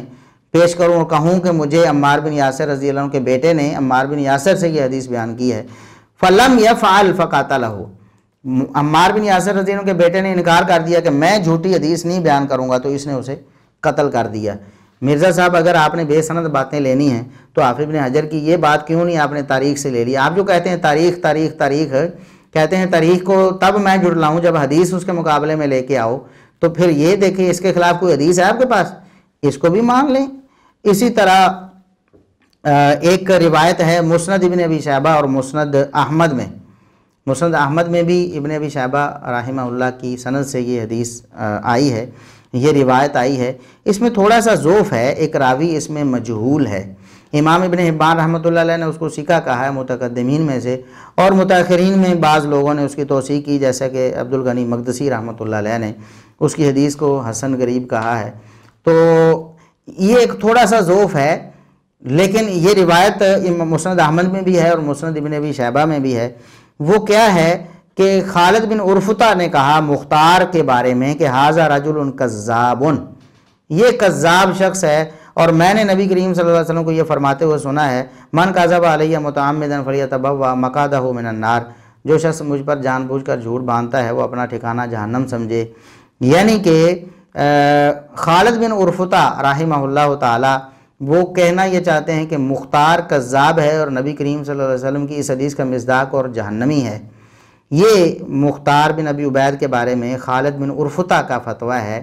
اور نبی کی حدیث صلی اللہ علیہ وسلم کی فٹ کی ہے اس نے کہ یہ جہنم میں اس کا ٹھکانہ ہے، کیونکہ نبی کریم صلی اللہ علیہ وسلم پر جھوٹ باندھتا تھا۔ اگر آپ نے بے سند باتیں محمد بن قاسم کے بارے میں یا اس کے کارنامے، یہ مختار کے کارناموں کے بارے میں، اس نے یہ کر دیا، اس نے وہ کر دیا، اگر آپ نے یہ جھوٹے قصے کہانیاں لوگوں کو سنانی ہیں تو یہ باتیں بھی تاریخ سے لے کر نقل کر دیں نا، اگرچہ ہم ان کو ثابت نہیں کہتے، ان میں تھوڑا تھوڑا ضعف ہے یا ان کی سندیں نہیں ہیں، تو آپ معیار تو ایک رکھیں نا۔ تاریخ آپ نے اگر ایسے ہی سمیٹنی ہے، جھوٹی سچی سب، سند بے سند سب، اور صحیح الاسناد اور ضعیف الاسناد سب، اور منقطع اور معضل سب اگر آپ نے لینی ہیں اسحاق جالوی صاحب نے اور آپ نے، تو پھر ایسی روایتیں بھی لیں اور لوگوں کے سامنے پیش کریں۔ ہمیں ان کی احتیاج نہیں ہے، ہم تو کہتے ہیں جب نبی کریم صلی اللہ علیہ وسلم کی زبانی وہ کذاب ٹھہر گیا ہے، دعوی نبوت اس کا ثابت بھی ہو گیا ہے، اور امت نے اتفاق کر لیا کہ یہ کذاب اور دجال ہے، اور یہ جبریل کے وحی لانے کا دعویٰ بھی کرتا تھا، اور یہ سارا کچھ ہے، اور اہل بیت کے افراد نے اس پر لعنت بھی کر دی ہے اور اسے کذاب کہا ہے، اللہ رسول پر جھوٹ باندھنے والا، تو پھر ہمیں ان بے سند باتوں کی ضرورت نہیں ہے۔ لیکن اگر آپ مانتے ہیں نا ان بے سند باتوں کو، تو آپ کو یہ باتیں بھی ماننا پڑیں گی۔ اللہ رب العزت ہمیں عدل و انصاف کا دامن ہر وقت تھامنے کی توفیق عطا فرمائے، اور تاریخی شخصیات کے بارے میں ہمیشہ اپنا جو دل کی بھڑاس ہے یا اپنی دشمنی ہے کسی خاص خاندان یا کسی خاص فرد کے بارے میں، وہ نکالنے کی بجائے عدل و انصاف اللہ رب العزت ہمیں نصیب فرمائے۔ حجاج بن یوسف ظالم ہے، ہم اس کا ظلم مانتے ہیں، ہم اس کے ظلم کے دلائل بھی جانتے ہیں، ہم لوگوں کو بھی بتاتے ہیں وہ ظالم تھا، ہم اس کے ظلم کی نفی نہیں کرتے، لیکن نبی کریم صلی اللہ علیہ وسلم نے اس کو ظالم کہنے سے پہلے جس کو کذاب کہا ہے، آپ اس پر مٹی کیوں ڈالتے ہیں؟ آپ اس کی شانیں کیوں بیان کرتے ہیں؟ آپ اس کے بارے میں جھوٹا پروپیگنڈا کر کے اسے اہل بیت کے جو ہے وہ حبداروں میں کیوں داخل کرتے ہیں؟ اہل بیت